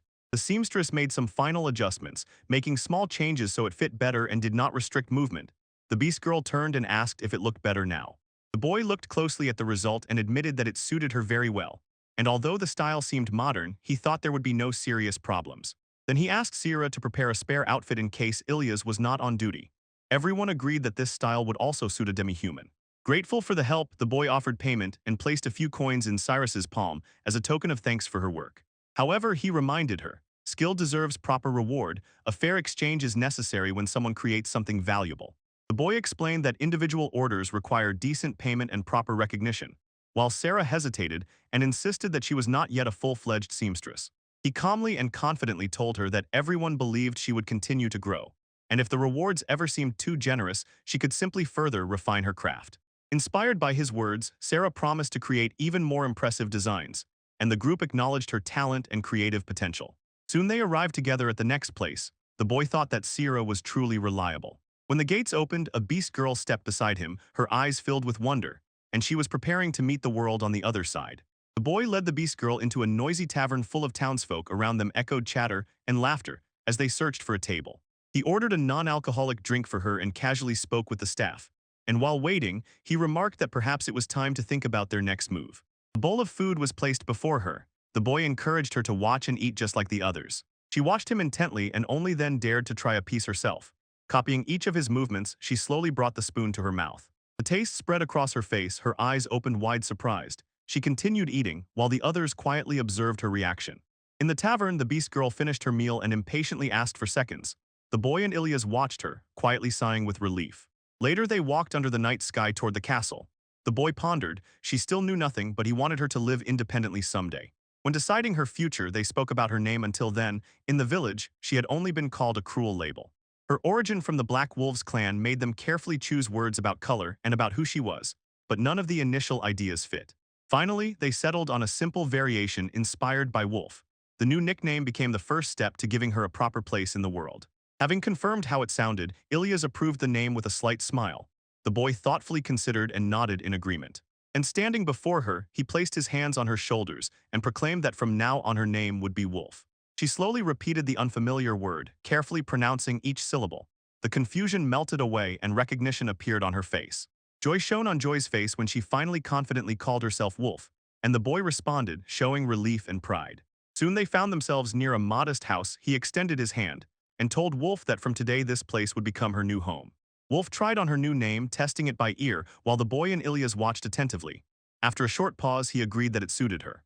Inside the house, they moved forward side by side, and the boy resolutely declared that from today, a new life for Wolf begins here. In a distant castle, a noble lord discussed reports about hidden human tribes, and recent unrest in the land's. Curiosity flared when new discoveries were mentioned. The conversation shifted to the boy's deeds, his connections with mountain bandits and strange findings, and it was also confirmed that he had accepted an invitation to a banquet. Standing by the window, the aristocrat thought that even noble society did not concern him. Instead, his attention was drawn to the changes brought by that young man. From the castle window, the nobleman spoke with interest about the upcoming banquet, was reminded to behave properly, but a deeper curiosity was evident in his gaze. Meanwhile, the boy walked through the house thinking about how quickly wolves grow and about Ilias' hidden doubts. Responsibility weighed on him. He thought that Ilias trained persistently because she feared being considered unreliable. Her sensitivity to others' opinions troubled him. Standing alone in his room, he realized that his view of the world had been distorted after meeting Wolf. Doubts crept into his thoughts. Closing his eyes, the boy forced himself to gather his composure. He reminded himself that his usual calm judgment had not failed him so far. The boy, a young man with raven-black hair, prepared his formal attire for the award ceremony after defeating the bandits inside. Wolf, a blonde, immediately noticed his changed appearance. Surprise flashed in her eyes when she looked at his exquisite clothes and confident posture. Outside the manor near the gates, a carriage was waiting, and the boy was showered with compliments as he examined himself and realized he looked more like a nobleman than a fighter. For the ceremony, instead of his usual gear, he wore ceremonial armor. Its polished surface gleamed, but it had taken considerable effort to prepare it earlier. While the celebrations were ongoing, trade issues quietly emerged, and the negotiations between the Black Wolf tribe and Tezu were temporarily entrusted to Juan. The boy was appointed as a mediator in the negotiations with the Black Wolf tribe, and in return, he was promised a tiny percentage of future trade profits. In the grand hall under the high chandeliers, nobles gathered and quiet whispers spread, questioning intentions and suspecting strangers who had appeared there. The whispers grew sharper, tension in the crowd increased, and the boy felt hostility brewing around. He recognized the subtle resistance of influential aristocrats. Everyone silently turned their gazes when King Tezu appeared before them. His youthful figure sharply contrasted with the authority he radiated throughout the hall. Eyes met briefly between the ruler and the mediator, and the boy felt unease. This ceremony held a much deeper political significance than he had expected. The boy thought for a moment that his eyes met the king's, but the moment passed. The official titles were announced and the nobles quietly watched. Ilias II Roshal appeared before the assembly, standing calmly and authoritatively. The hall fell silent, and all eyes were fixed on the throne. Kneeling respectfully, the boy received the royal award for eliminating the bandit leader, and the hall erupted in applause recognition of his courage and recent feats. After the ceremony, the guests proceeded to the great banquet hall, where tables laden with dishes awaited the gathered nobles and officials. Sitting among them, the boy quietly savored the exquisite dishes. Despite the political tension, he allowed himself a brief moment of relief. During the banquet, the boy heard that Sir Ragudo wanted to see him. He quickly swallowed and without objection followed. Salvet Saragudo politely greeted him and acknowledged his help to the team, while the boy listened attentively as the dignitaries closely observed their exchange. Soon Morito II Tezu approached with a quiet calm smile, introduced himself as king, and said he wanted to talk privately. The air changed as they silently met eyes beneath the king's restrained mask. A subtle tension slowly arose. They began whispering about his origin and connection to Sir Rachel under watchful eyes. The boy was preparing to answer very cautiously. Facing the royal trial, the boy realized he was being tested. Instead of bursting out with emotions, he simply did not respond directly. Turning away from the outstretched hand, he calmly approached the neighboring table. While the observers looked puzzled, he simply ignored that silent challenge. Reaching the well-set table, he without hesitation took the fruits. His movement seemed casual, but in his choice was a deliberate intention. He ate quietly, reflecting on the political trap that had been set for him. Unwilling to confront, he shifted his attention to simple, harmless actions. Without any further reaction, the boy headed for the exit. The unexpected response momentarily unbalanced the king in the hall. The nobles realized that the boy had quietly left the hall, and a wave of confusion swept through the room as the king noticed his absence and reacted instantly. Not wanting to lose the chance, the king moved forward with quick steps, and his restrained appearance wavered as he walked down the corridor. Irritation burst out. It seemed the meeting ended too soon. All carefully thought-out plans to assess the boy now seemed futile. But before leaving, he came across the boy calmly waiting on the stairs. The young intermediary addressed him with firm confidence. After that test, the boy made it clear that he had grasped the king's intentions. Their confrontation shifted from pursuit to direct clash. Suddenly, the king dropped formality and laughed loudly, stunning everyone nearby. The courtiers rushed forward, puzzled by his sharp change.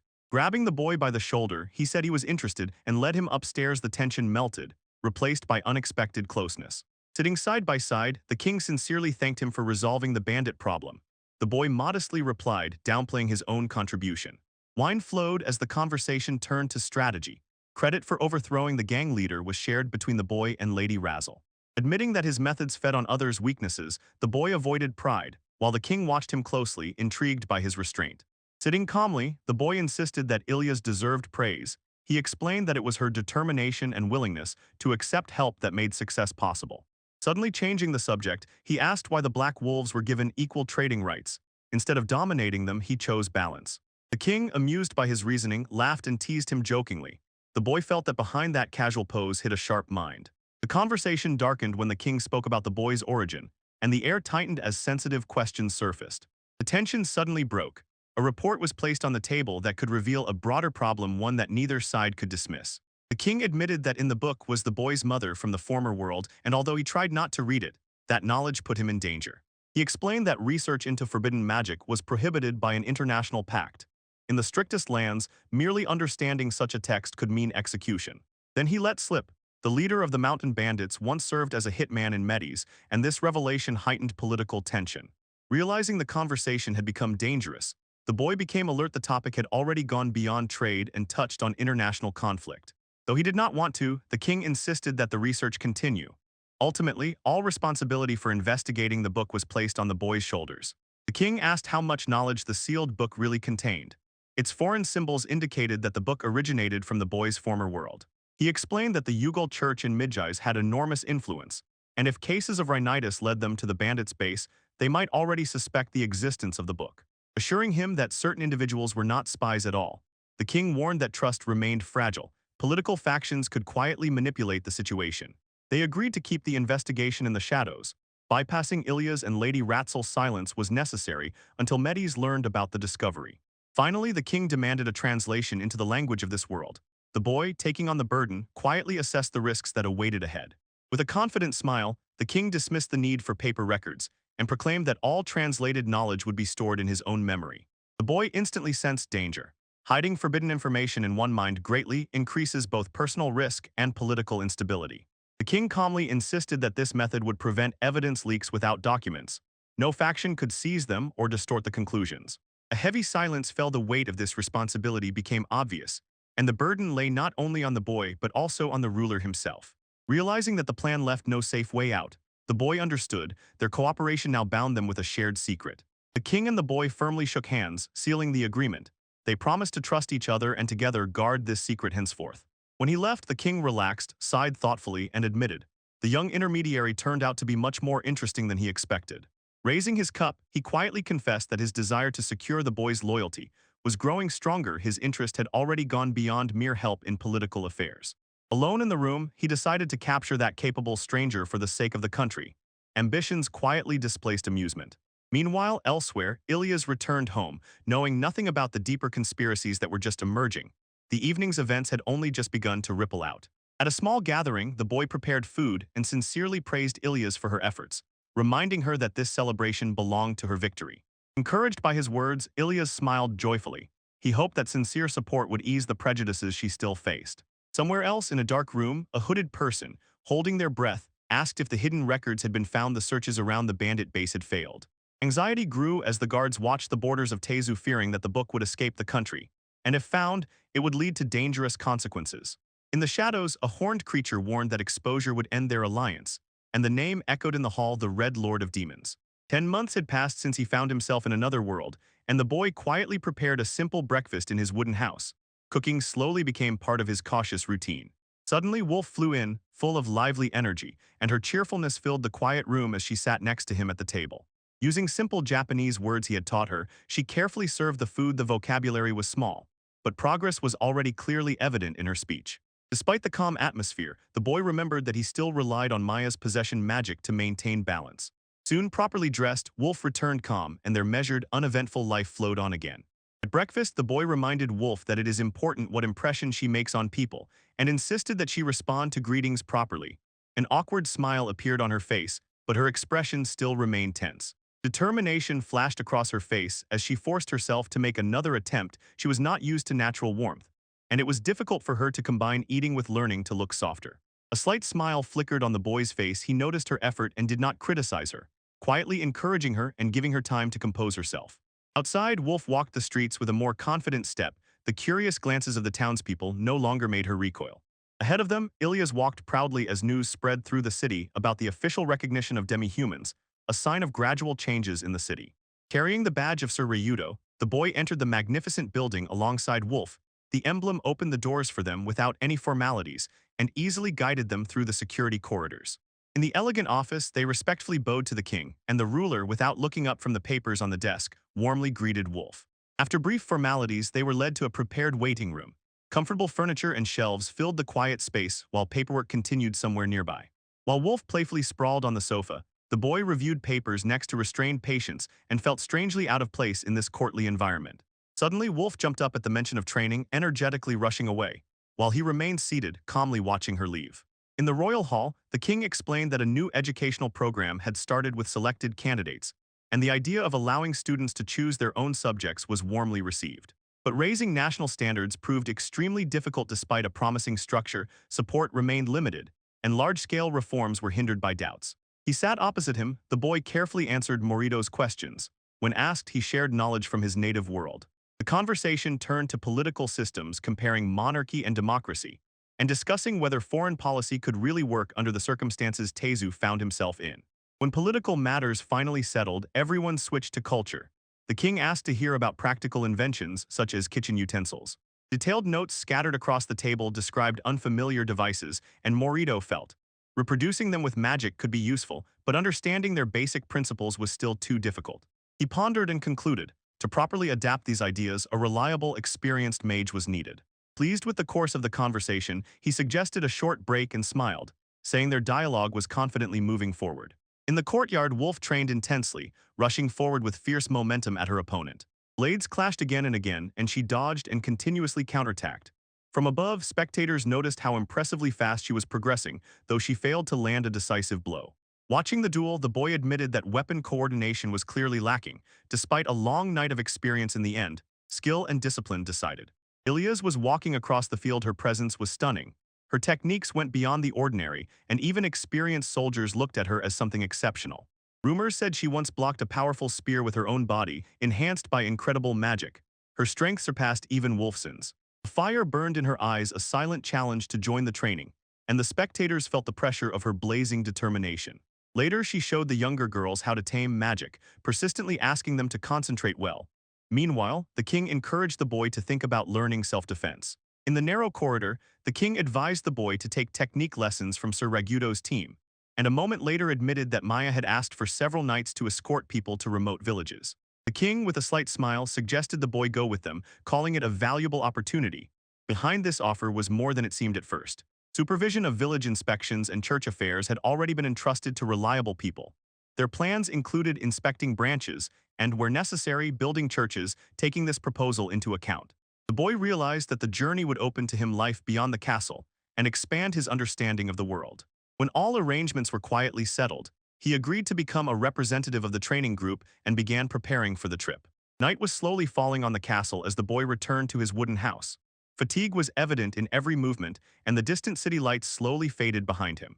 Inside, Ilya sat at the table, polishing her weapon by the fireplace. The quiet room seemed like an island of calm compared to the training ground where she had been earlier. After greeting her, he learned that Wolf had already fallen asleep without having a chance to talk to him. The day's fatigue had finally overcome her. The conversation turned to training. Ilya suggested that he join next time, and she noted that Wolf's progress was impressive. Later, reflecting on court manners, he realized that addressing the king required a delicate balance, as caution was still vital.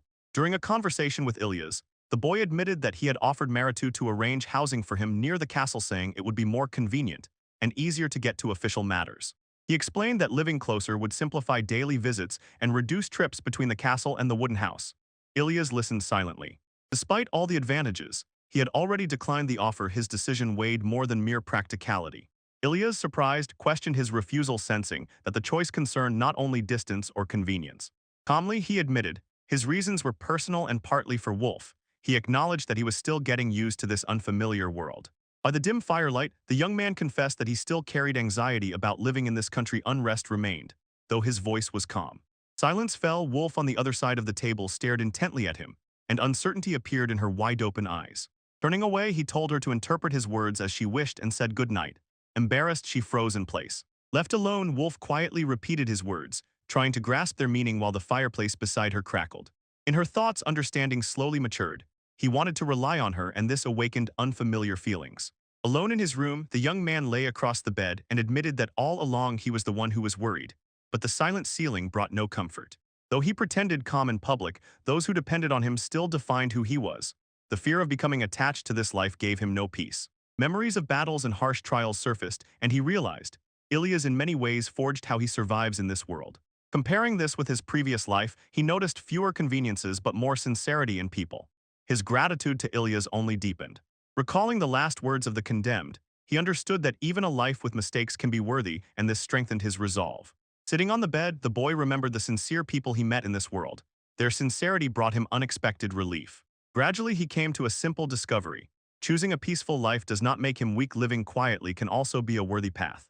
Standing by the open window, he decided to someday find his way home, but for now to live here responsibly because peace was above all for him.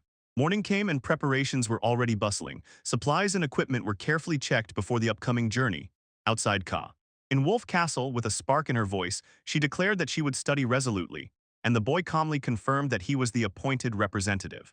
In front of the gates of Lakra Self-Cathedral, she solemnly introduced herself. Greeting the newly appointed candidate, she promised cooperation. The boy arrived in the bustling city and, walking alongside Wolf, passed through narrow streets among stone houses, where merchants bustled near the grand gate. Finding himself in a quiet corner, Wolf carefully examined him and he calmly introduced himself, maintaining a polite posture before her. Looking at his black hair and unusual aura, she felt that he had little mana and with restrained curiosity asked where he was from. In response, he openly told about his wandering life across various lands, confessing that he was physically weak and his magical abilities were limited. Later, during the spirit possession ritual, a shining silhouette burst from his body. This confirmed that a spirit was hiding inside the boy. The boy entered the stone-built city next to the wolf, passing by carts and guards and carefully looking into the unfamiliar surroundings. Stopping by the gates, Wolf carefully checked his appearance, stood reservedly, and politely introduced himself without hesitation. Noticing his black hair and rare features, she felt that his mana was unusually weak, and quietly analyzed his origin.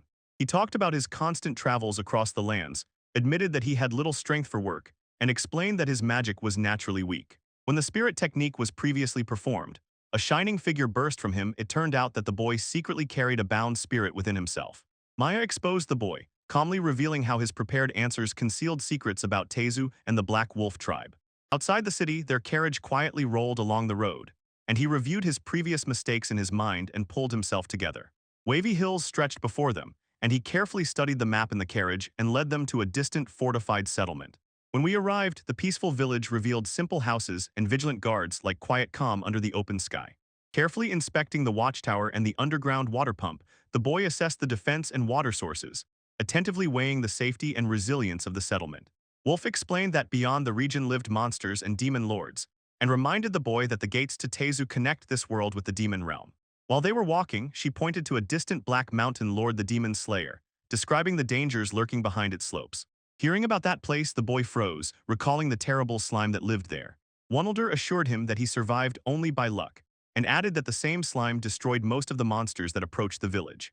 With renewed confidence, Wolf successfully completed the visit, believing that after confirming the unusual protection of the settlement, even greater support would come. It was told how Ugula defeated the resurrected demon lords and founded Ugulism, which later became both a legend and a religion across the continent. In the carriage, she explained that although Meges has a king, the real power belongs to Papa Ugula. The boy thoughtfully considered forbidden magic, the persecution of Dea Kala, and the influence of the church, and suddenly realized that politics was what made the kingdom so harsh. As the cart rolled on, wide fields and grazing cows appeared a sign that another village lay ahead. Seeing smaller cows in the village, the boy carefully compared them with those from the previous town, quietly and curiously studying the differences in the environment. The group decided to spend the night in the village church, leaving the cart outside while the evening gently descended on the quiet hills. The elder was invited to the mayor's house, and the boy stayed behind to organize the political information he had gathered. He sat alone at a small table, reviewing documents and summarizing regional politics, focusing on the power of the church and local governance. Deep in the night, a sudden knock tore him from his thoughts and forced him to look at the door. She quietly entered, unable to sleep, appeared before him in a light robe, and he clearly froze in surprise. She looked through his documents with amazement. The attentive details he compiled from the gathered information were truly impressive. Sitting at a small table, he explained that detailed records were the only thing he could reliably offer as an inexperienced candidate. Hearing this, she looked at him with a gentle gaze, believing that his diligence would calm the people. When he thanked her, she suddenly leaned closer and lightly touched his cheek. He did not expect this at all. Approaching, she confessed that she had another purpose for this inspection trip, and the boy froze tense and uncertain under her pressing presence. With a calm smile, the blonde finally admitted she was searching for a forbidden book on necromancy, carefully studying the boy's facial expression. Hearing this, he forced himself to laugh awkwardly, headed to the door, and left her puzzled by his sudden departure. Outwardly, he pretended to be calm, but inwardly he admitted that her inspection of Dokulia's things fully met his expectations. He sat aside and pondered the earlier incident, troubled by how quickly everything escalated that night. Having seen clearly, he directly exposed her intentions. She approached him more to extract information than out of genuine interest. Stunned by his sharp remark, the blonde froze, her confidence shattered when she realized her attempt had been exposed. Embarrassed, she denied any guilt and begged him to forget everything, while he calmly explained that her charm had worked. Overwhelmed with shame, she admitted that she had mustered the courage to do it and demanded to know why it had no effect on him. Through tears, she listened as he explained that his extremely low mana prevented magic from affecting him. Frozen in anxious silence, he pondered his fragility and realized his almost empty mana made him an anomaly even in this world. He resolutely set out to overcome his weakness, and the blonde offered to transfer her mana to him, believing this would eliminate the imbalance between them. He immediately rejected the offer, recalled her previous attempt, and doubted her sudden boldness. Regaining composure, she quietly revealed her secret mission, a stolen forbidden book related to the demon lords and how suspicions around it were growing stronger. Trying to regain dignity, she boasted about her advanced magic, while he only doubted whether she could be trusted. Calmly, he suggested revealing the existence of the book to everyone, saying that this way its movement could be contained, and no one else could use it. Suddenly, her face lit up. The blonde apparently understood his arguments and was once again filled with her former confidence. Despite her insistence, he reminded her of the amulet incident and tried to walk away, saying he needed rest. With a sigh, he reluctantly agreed to help search for the forbidden book, although he criticized its reckless methods. Exhausted inside, he decided not to share important information while she impatiently demanded hints. His voice was calm, but his words were shaky. He described the book only as ancient and difficult to decipher, consciously avoiding details about its true nature. She calmly explained that the forbidden book responds to a certain type of magic and can be detected using a pre-prepared barrier. He suddenly realized that the fences around the church were deliberately placed to provoke that reaction and reveal the book if it came nearby. Confidently, she described how a properly established magical resonance wave would announce itself even from afar. Unimpressed, he criticized her carelessness and reminded her that such preparation requires proper authority and caution. Despite the tension between them, their shared interest in the search created a fragile partnership that bound them in pursuit of the hidden book. In Medjay's, the great cathedral of Yegula rose above the capital like a living symbol of the church's power across the entire continent. In its halls, Pope Eupero Rosilio and Archbishop Yuka Kennick discussed recent events with stern expressions. Sitting before the Pope, the Archbishop confirmed that Lacru was sent to investigate the missing forbidden book. The Pope acknowledged her incredible gift of purification, but at the same time worried that she lacked restraint in other matters. Smiling as if she knew more, the Archbishop explained that her negligence was intentional to reduce suspicion and reveal hidden movements. Confident in his plan, the Archbishop announced that while Lacras openly searched, a cunning assassin had already been sent to secretly obtain the book. Before the Pope, he calmly assured that everything was carefully prepared and promised that none of his actions would harm relations with Tezu. Walking through the cathedral corridors contentedly, he was sure everything was going as planned until unexpected news was brought. Calm immediately turned to shock, learning that sensitive details had been passed to the candidate for Tezu. Elsewhere, Lacra proudly reported that the candidate agreed to help her in the search, unaware that by doing so she was destroying the Archbishop's carefully thought-out scheme. In the cathedral corridor, a subordinate in a cloak approached Archbishop UK and brought news of progress in La Crosse. Listening carefully, he learned that she was doing excellently and might find the book before the hidden assassin could intervene. Remaining calm, the subordinate asked permission to send more people on the search. Yuka immediately agreed and ordered everything to be arranged quickly, hiding his concern behind a calm response. When the subordinate quietly left, the Archbishop felt an invisible presence nearby and for a moment wavered in the grand hall. In the vast library, the young man submitted his inspection report to the noble scholar, who calmly acknowledged his value and confirmed that the mission was progressing. The conversation turned to Lacra. Her unstable nature worried them, but the boy admitted that he had agreed to cooperate in order to maintain balance. Attention fell on the mysterious book possibly connected with merchants, adventurers, or hired assassins sent to disrupt the plans. Time was melting away, and the scholar insisted on immediately examining the sealed tome that lay heavily on the table. Outside, the girl eagerly reported that everything was ready, while the boy carefully considered his next calculated move. In the city courtyard, the boy tensely studied the plans to set up barricades near the gates and walls to cut off all escape routes for those carrying the stolen book. Secretly, he weighed the risks, pretending to help lock her in the search, but did everything to ensure she would never get that book. Nearby, armored allies watched with surprise as he grew closer to Lacra, wondering when did such cooperation between them begin. Rumors spread among them, but some believed he was simply working tirelessly again, just as during previous crises. As preparations for exploring the hidden caves expanded, the boy assessed their strength and cautiously adjusted the tactics.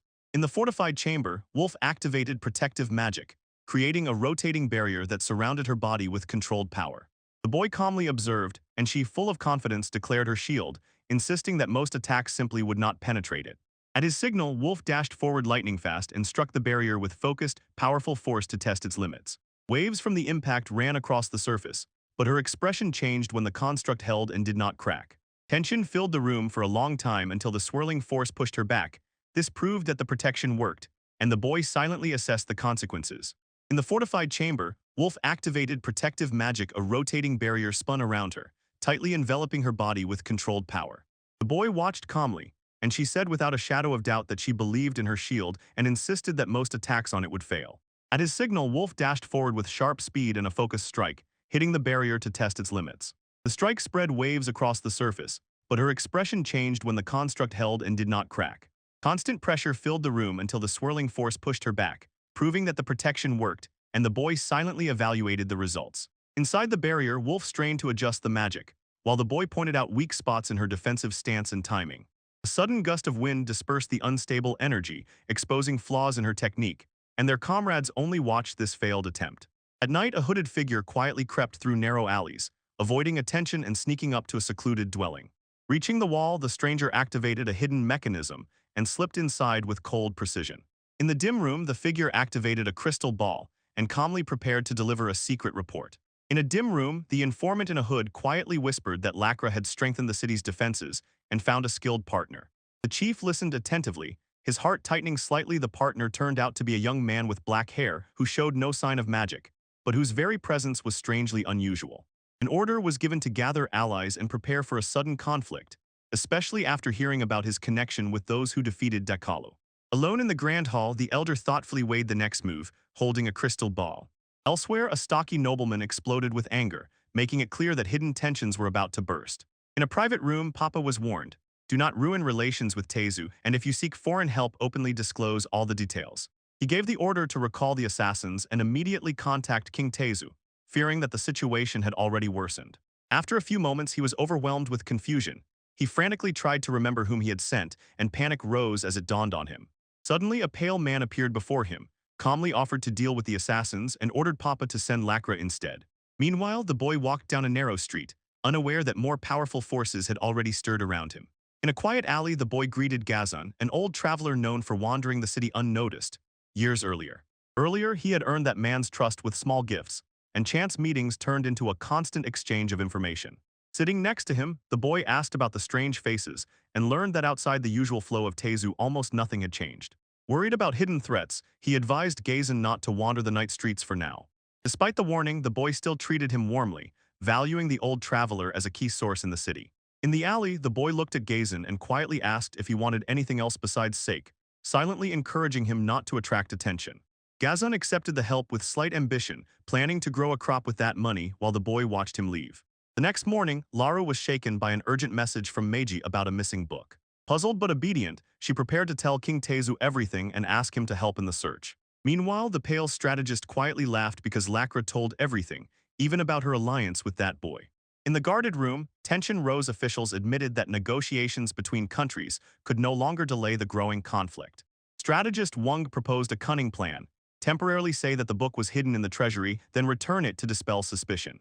In the room, specially prepared and covered with magical circles, the sealed book lay on the table under a protective barrier. The boy accepted the task without hesitation, adjusted his gloves, and firmly decided to decipher that volume by dawn. In a few hours, surrounded by vigilant figures, he carefully studied the pages while the heavy anticipation pressed on him. Beneath layers of magical circles, the boy rushed to read and quickly realized the structure of the book was much more complex than he had imagined. Examining the inscription, he suddenly understood. These were ancient letters from another era, so he had to discard usual assumptions and think flexibly. While others speculated about the church's intentions and possible consequences, he focused solely on extracting the exact meaning from the text. Then he ignored warnings about danger and advice to return the book, calculating how much longer he could safely continue. Finally, the pages quietly turned under the radiant barrier, revealing fragments of knowledge that could shake the balance of power between nations. In the sealed chamber, the boy realized the Ugal Church did not know what was in this book, because if they had known, they would have destroyed it immediately. His sudden clarity of thought stunned the officials. It revealed hidden truths that no nation had expected. Under the glowing magical circle, the tension thickened. He stood unwavering by the open pages, ready to explain further. Far beyond that room, the city walls slumbered under the night sky, unaware of the fragile equilibrium wavering inside. In a quiet alley, Gazan happily took a sip of sake and thought that the strange boy treated him not as a tool, but as an equal. Late at night, Hyzen lingered in a dark alley, and the warnings from the guys about dangerous people roaming the city kept echoing in his mind. Christian stirred his thoughts, approached the empty house, and only too late realized that uninvited guests were already inside.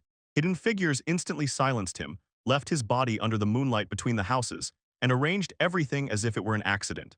In the tense room, a dark-haired young man named Boy recoiled when two nobles argued about forbidden knowledge, and fear spread across his troubled face. Rumors reported upstairs sparked panic, and the threat of severe punishment struck painfully everyone involved. Soon one of the nobles threatened exposure, saying he had a duty to the people, which forced the boy to face the growing political burden. Under pressure, he calmly drinks tea, maintaining composure, although the commotion around him increases. Later, before the royal court, the boy resolutely refused to keep that dangerous book any longer, seeking salvation from the looming crisis. The burden of problems weighed on the dark-haired young man named Boy, who wished that dangerous book would simply be dismissed as fiction. Across the room, nobles whispered about secret investigations into his origin, while he insisted that ignorance was the safest protection. Curiosity pushed him further, sought to unravel what the life of a killer really was, and how such people acted. Suddenly, a stranger appeared behind his chair and was introduced before he could react in any way. Frightened but restrained, he refrained from turning around, realizing that to survive, it was better to know as little as possible about the silent figure behind him.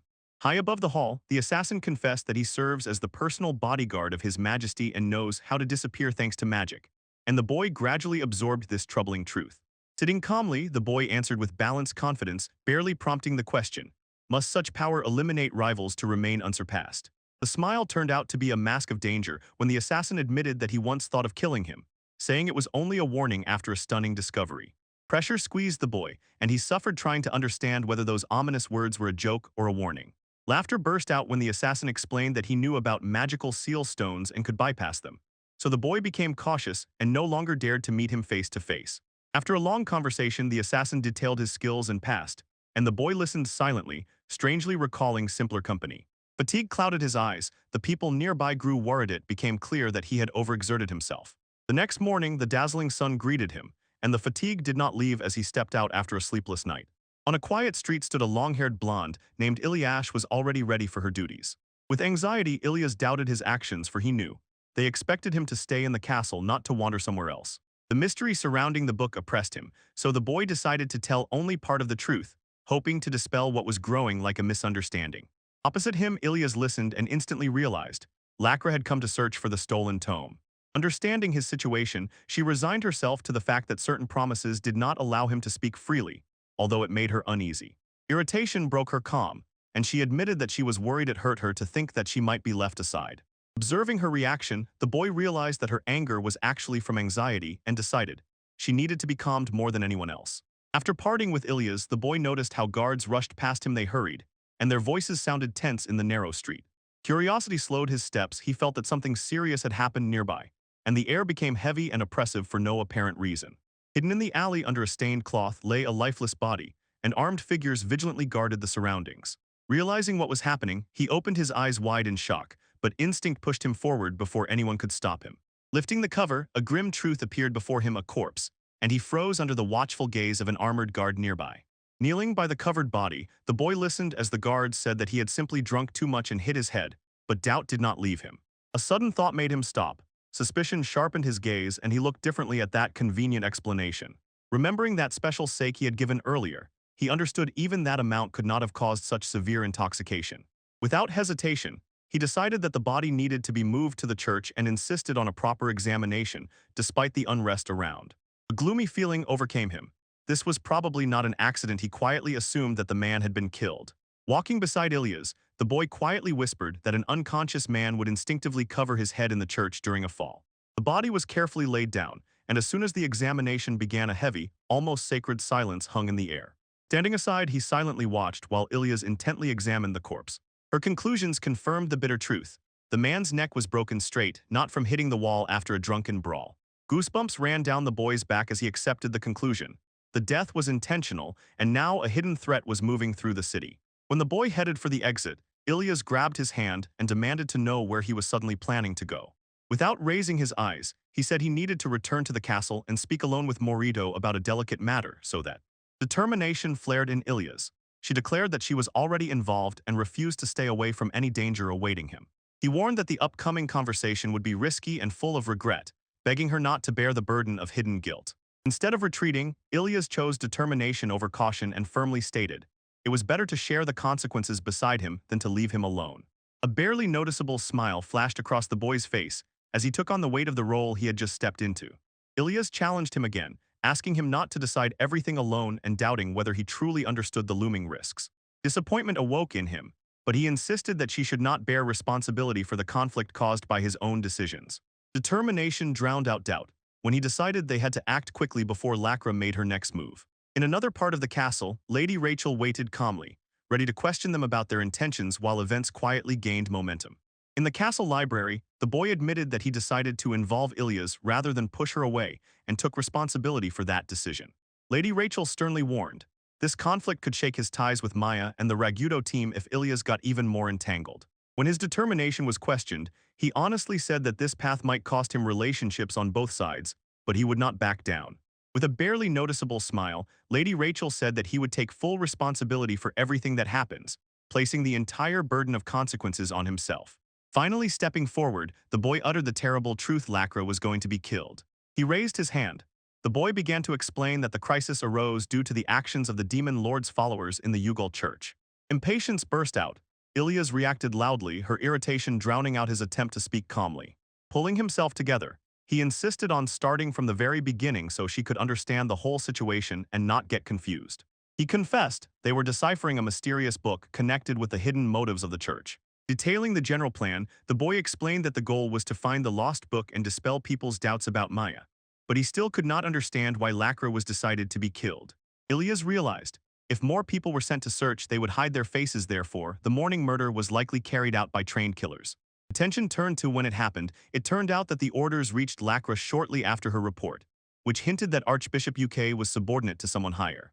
Meanwhile, after a request for cooperation, Gazan was killed, and this showed that the murder contradicted the Pope's attempt to maintain peaceful relations. Considering the book the true goal, the boy understood that someone in the Ugula Church was challenging papal authority to seize it. Ilias suddenly realized, connecting all the threads of that unfolding conspiracy, she saw Lacra stands at its very center. The boy decided the most faithful path was to kill Lacra and steal the book before it reached its destination. Thinking further, he explained that the attackers already knew the contents, so their goal was not to return it but to establish control. He leaned forward and clarified, "This volume is connected with the Lord of Demons, not with some ordinary forbidden knowledge." Carefully explaining the meaning, he called it a record of the birth of the Blue Lord of Demons through resurrection magic. Silence hung. The consequences of what was just said settled in the room, and it became clear. The book contains hidden knowledge that can influence future demon lords. Settling in the library, the boy thought that Papa Upero probably did not decipher that stolen book that once belonged to Mayas. He hinted that somewhere inside the Church of Ugol, there is someone who knows the true content, a secret hidden even from the Pope himself. A look of recognition flashed across Ilya's face when she recalled that follower of the demon lord mentioned earlier. Calmly, he concluded that someone inside the church is controlling the killers to get the book for an unknown purpose. After a short laugh that eased the tension, attention sharpened again. The day had come to lock the book in the locker and decide what to do next. Gathering by the door, the group exchanged quiet whispers, then the boy stepped aside, determination frozen on his face. Standing before them, he declared that after the death of his acquaintance, he would not stand idly by. He would go after those responsible. Lady Rachel calmly entrusted the difficult task to Ilias, understanding the danger but accepting the path ahead. Ilias tightly gripped his sword and swore with unwavering resolve to achieve a result that would exceed all expectations. He would not let anyone underestimate him. The silence in the room filled with determination. The boy stood up and headed to the door, announcing he would expose the hidden conspiracy brewing in the church. Seeing Gazan's corpse, Ilias felt a change in the boy, as if a hidden side that he had long restrained began to emerge. Doubt gnawed at her. She knew that now the king controlled his actions, and she had no idea which aspect of him would be chosen. Watching him leave, Ilias decided not to leave him alone. He feared that the path ahead might cloud his mind. A cheerful girl was walking down the city street after reinforcing the barriers around the walls, and satisfaction shone on her face while the boy quietly observed her relaxed movements. Soon she confessed that the mysterious book lay in the castle treasury, and she was pierced by the realization the boy had already found it. Surprise instantly receded, and admiration shone on her face as she acknowledged his effectiveness. Attention shifted to the unfamiliar language of the book and its dangerous knowledge of necromancy, which was only partially revealed through detailed illustrations. Before allowing anything further, the boy insisted that she first deliver an important message to the archbishop. The boy calmly explained that the language of the book could be deciphered in Tezu, and offered to share its contents with the church if they agreed to cooperate. Resistance flared instantly when the girl rejected the idea. She was frightened by the danger that knowledge of necromancy might leak out. Steady resolve led the boy as he confessed that he was appointed by His Majesty himself precisely to interpret the language of this book. Doubt still trembled in her eyes, but upon closer inspection she was convinced that his words were sincere. The conditions were strictly prescribed. In case of final refusal, they had to report to the archbishop and return the book. Having listened to him carefully, the girl believed his words and without hesitation decided to report everything to Archbishop UK. When she was moving away, the boy's confidence flared up. He was sure that the priest would not suspect deceit in his intentions. Meanwhile, the figure in the hood silently watched the city from above, preparing to act as soon as midnight came. Without unnecessary noise, the order was given to destroy Lacra as soon as she got the book and erase all traces of involvement. Somewhere far away, a pale woman mercilessly ordered the killing of Lacra's partner so that no witnesses remained during the upcoming operation. In the Grand Hall. Remember, the pale woman gave a harsh order: Lacra must be killed, and her partner's head brought back unharmed. Calmly studying the crystal sphere, she recalled the black-haired partner and became increasingly interested in his unusual features. A sinister satisfaction flashed across her face as she connected with a distant presence and reported to the Red Lord of Demons about the new events. Midnight came and the shadows concealed the killer, who was watching the square where Lacra stood, with guards nearby. From the roofs around, 4 hidden assassins took positions, ready to move at the right moment according to a carefully thought-out plan. Reports confirmed. One of the guards, Ilias Richel, a knight of such strength that he could defeat powerful enemies, so a direct assault was unwise. The assassins assessed the remaining targets, The man with black hair was called ordinary, and the half-human was considered controllable despite her feelings. All eyes fell on Lacra, a true prodigy in battle, whose unreliability disappeared as soon as the fight began. Plans changed. The guards decided to split. Two attackers would be sent to distract Ilias, while the others prepared to strike Lacra. Unaware of the looming threat, Lacra calmly reviewed the contents of the book as the dark-haired man held it up under the night sky. Under the dim light of the lantern, the boy, holding the book firmly in his hands, quietly asked to voice the church's decision. Lacra reluctantly admitted that the proposal was rejected, and she was ordered to return the book immediately. Conflicting emotions surged within her, as she doubted whether he was truly ready to give up such a dangerous book without hesitation. His words were spoken with calm, measured reason. He explained that Tezu sought not to escalate relations with the surrounding churches. Suddenly, a noise from afar drew Ilias away from the square, and in this gap the hidden assassins adjusted their positions, preparing to strike Lacra. When Lacra reached for the book, a moment of hesitation and it slipped from her hands, while the boy insisted that she prioritize the orders. From the rooftops above, the assassins sensed their chance and prepared to strike while attention was distracted. Blades swiftly descended over the square and surrounded Lacra and her companions before they could fully react. Suddenly, a fight broke out. The mighty knight intercepted the attack and her strike knocked one assassin back. Shock passed through the group. The knight became their shield and the boy pulled Lacra close, urgently urging to raise the barrier immediately. Lacra at the last moment raised the barrier. The flying blades were deflected, and the boy shielded her from the strike inside their shining dome. Relief mixed with tension as the attackers regrouped, surprised that their coordinated attack did not yield an immediate victim. A confrontation flared. The chief assassin accused them of repelling simultaneous attacks from a distance usually unreachable by anyone. Ilias confidently stepped forward and revealed the truth. She had deliberately left a loophole to lure the killers and expose them. Among the killers, a smile flashed briefly as they realized that the thrown book and previous moves were a planned part of a larger scheme. The boy quickly understood that the attackers were Mage's assassins, sent by someone seeking the book, not Archbishop Yuka. Lacra found it hard to accept that behind the church's rejection stood another hidden force manipulating events. Through the broken square, Ilias advanced alone, forcing the killers to retreat from their previous positions. One attacker crashed into a wall but got up again, while the others regrouped and warned, "Do not underestimate our power." Calm but resolute, Ilias said that even 3 surviving assassins would not be enough to defeat her in open combat. Ilias suddenly felt invisible magic strike from an unknown direction, causing Lacra to scream as the blades hit the barrier. Dark projectiles rained down on the shield, and the assassin warned, "Once the barrier falls, the black-haired man will instantly die." Panic gripped Lacra. She clung to the boy, and the half-human lunged forward but could not see the hidden attacker. Despite the chaos, the boy calmly pointed to the poisoned knife stuck nearby and assured Lacra that they would survive. Confusion was still on his face, but his firm, vigilant gaze showed that he was already analyzing the enemy's hidden technique in his mind. The boy composed himself, hiding his anxiety, and assured Lacra that everything would end soon if she trusted him. On the opposite side of the square, the warrior with wolf ears fought with all her might, because her attacks did not hit the invisible enemy. Her irritation grew as she realized that ordinary techniques could not strike the killer who used invisible magic and dodged every blow. Hesitation retreated, determination prevailed, and she unleashed a powerful wave of magical energy that distorted the air around her. With fierce determination, she prepared the decisive move her master had taught her to reveal and break the hidden enemy. The killer laughed mockingly at her wide swing and was already ready to counterattack, confident that a simple palm strike posed no threat to him. Instead of a direct strike, the warrior with wolf ears clasped her hands with incredible strength and released a compressed explosion of magic. A shockwave swept across the square, exposing the hidden killer and driving him to the ground. Memories of training surfaced in her mind, as the immense power concentrated between her palms poured into a precise strike.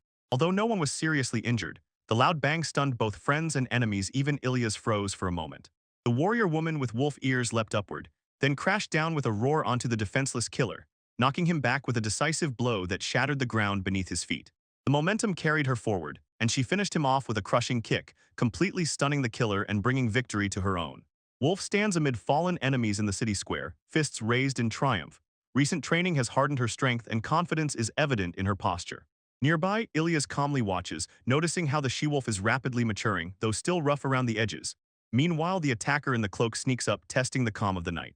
The opponent in the mask lunged forward with quick strikes, trying to overpower Ilias, but she responded instantly. Her blade sliced through his assault without hesitation. Tension rises. The enemy prepares a decisive move to quickly end the clash, while Ilias remains unshaken and reads his intent before he can act. A sudden flash tears through the field, but Ilya, not seeing it, senses his position. With a precise move, she strikes back and forces the attacker to retreat. Ilias stands opposite the one in the cloak, calmly assessing his skills and realizing he is weaker than expected. His past betrayal defines him, but she sees only an opponent to evaluate. Beyond, the square wolf stands beside nearly captured allies. While hidden enemies, realizing direct combat is hopeless, reconsider their plan and decide to eliminate the higher target first. Determination grips Ilias as she prepares to intercept their move. Steel meets steel as the masked attacker charges forward, and she repels his advance, not yielding an inch. A fierce battle erupts, blades clash with explosive force that shakes the cobblestones, and dust with debris scatters from the impact. Taking advantage of the chaos, one enemy releases thick smoke to cover the retreat and move forward. Ilias instantly recognizes this move as the battlefield vanishes into the haze. Through the thinning smoke, Ilias rushes forward and with a devastating blow breaks the masked man's defense. His confidence breaks when her blade pushes him back across the square. Suddenly, a spear shattered the knight and pierced the battlefield from afar. The wounded attacker froze in disbelief, unable to find the source of this unexpected attack. Above the square stands an unshakable old knight in heavy armor, his cloak billowing behind him, exuding authority as he prepares for another precise throw. Dark energy burst forth among the fighters, splitting the earth and cutting off escape routes. Enemies trapped struggle to recover as the coordinated pressure closes the ring. The last attacker suddenly realized. Seeing the god of the spear and the strongest knight Tezu nearby, he understood that the course of the battle had completely changed, and fear displaced his determination. Cornered and wounded, the masked attacker mockingly laughs at the late arrival of the strongest knights and insists he would never have fought if they had appeared earlier. The black-haired young man stepped forward, revealing the carefully set trap from the very beginning, playing with time and movements to make the enemy believe. Escape is still possible. Coldresal's face filled as he passed sentence on the murdered vagabond. His accusation tore off the attacker's last mask of righteousness. On the face of the man in the mask appears an expression of recognition. He understands the scheme, and the person behind it and his former confidence instantly crumbles into anxious doubt. Calmly, the young strategist denies being a killer, holding the moral high ground, and those unwavering eyes unsettle the attacker and make him doubt his own cause. Accusing the strategist of hiding behind others' backs, the wounded attacker makes a final dash, but Ilias instantly intercepts him and cuts him down, not allowing the defense line to be broken. Having lost his arm, the man in the mask uses the force of the blow to push off, and with reckless laughter escapes across the rooftops, leaving chaos behind him. A suffocating silence falls over the square. The senior knight confirms the enemy's retreat. The wolf trembles, and the others gather, realizing that the danger has only half receded. Alarm flared when they discovered that the book had disappeared during the commotion. This loss indicates that there is a deeper purpose behind the attack. Suspicions fall on the calm young strategist. He never loses his composure. When directly accused, he admits with a barely noticeable smile that he deceived, seemingly completely unmoved by doubt. Fleeing across the rooftops, the man in the mask makes sure the book is safe, though he failed to kill anyone. Irritation trails his retreat, but he values survival above pride.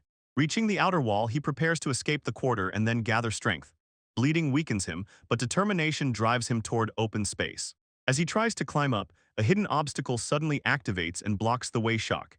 He realizes that this route was already anticipated by Lacro and sealed in advance.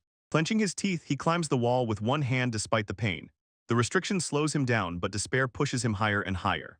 Suddenly, a tremendous force crashes into the barrier, shattering the stone and scattering debris. Shock widens his eyes as the battlefield erupts again behind him.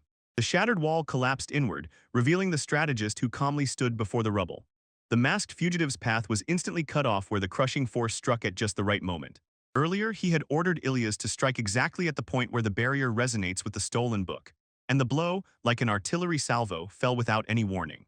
Dust settles over the ruins. The fallen attacker lies motionless among the broken stones. Observers note the ruthless efficiency of the plan and confirm that the objective has been achieved.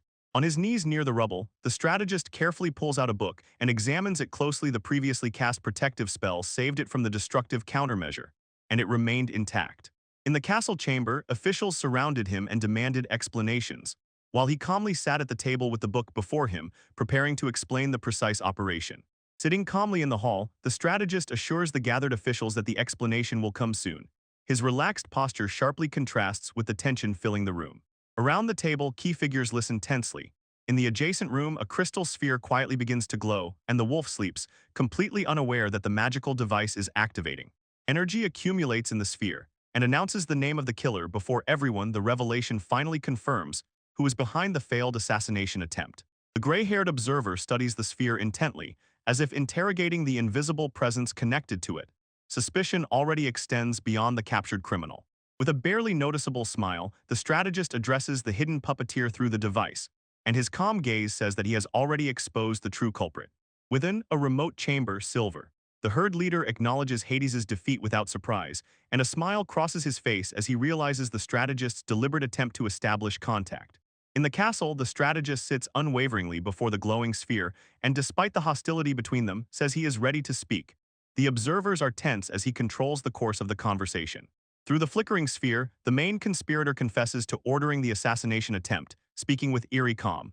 The strategist listens attentively, absorbing every detail as a trump card for the future when he was asked. Upon identification, the silver-haired man politely smiles and names himself Lackett. His introduction is full of confidence, as if he rather welcomes the inquisitive gazes than fears them.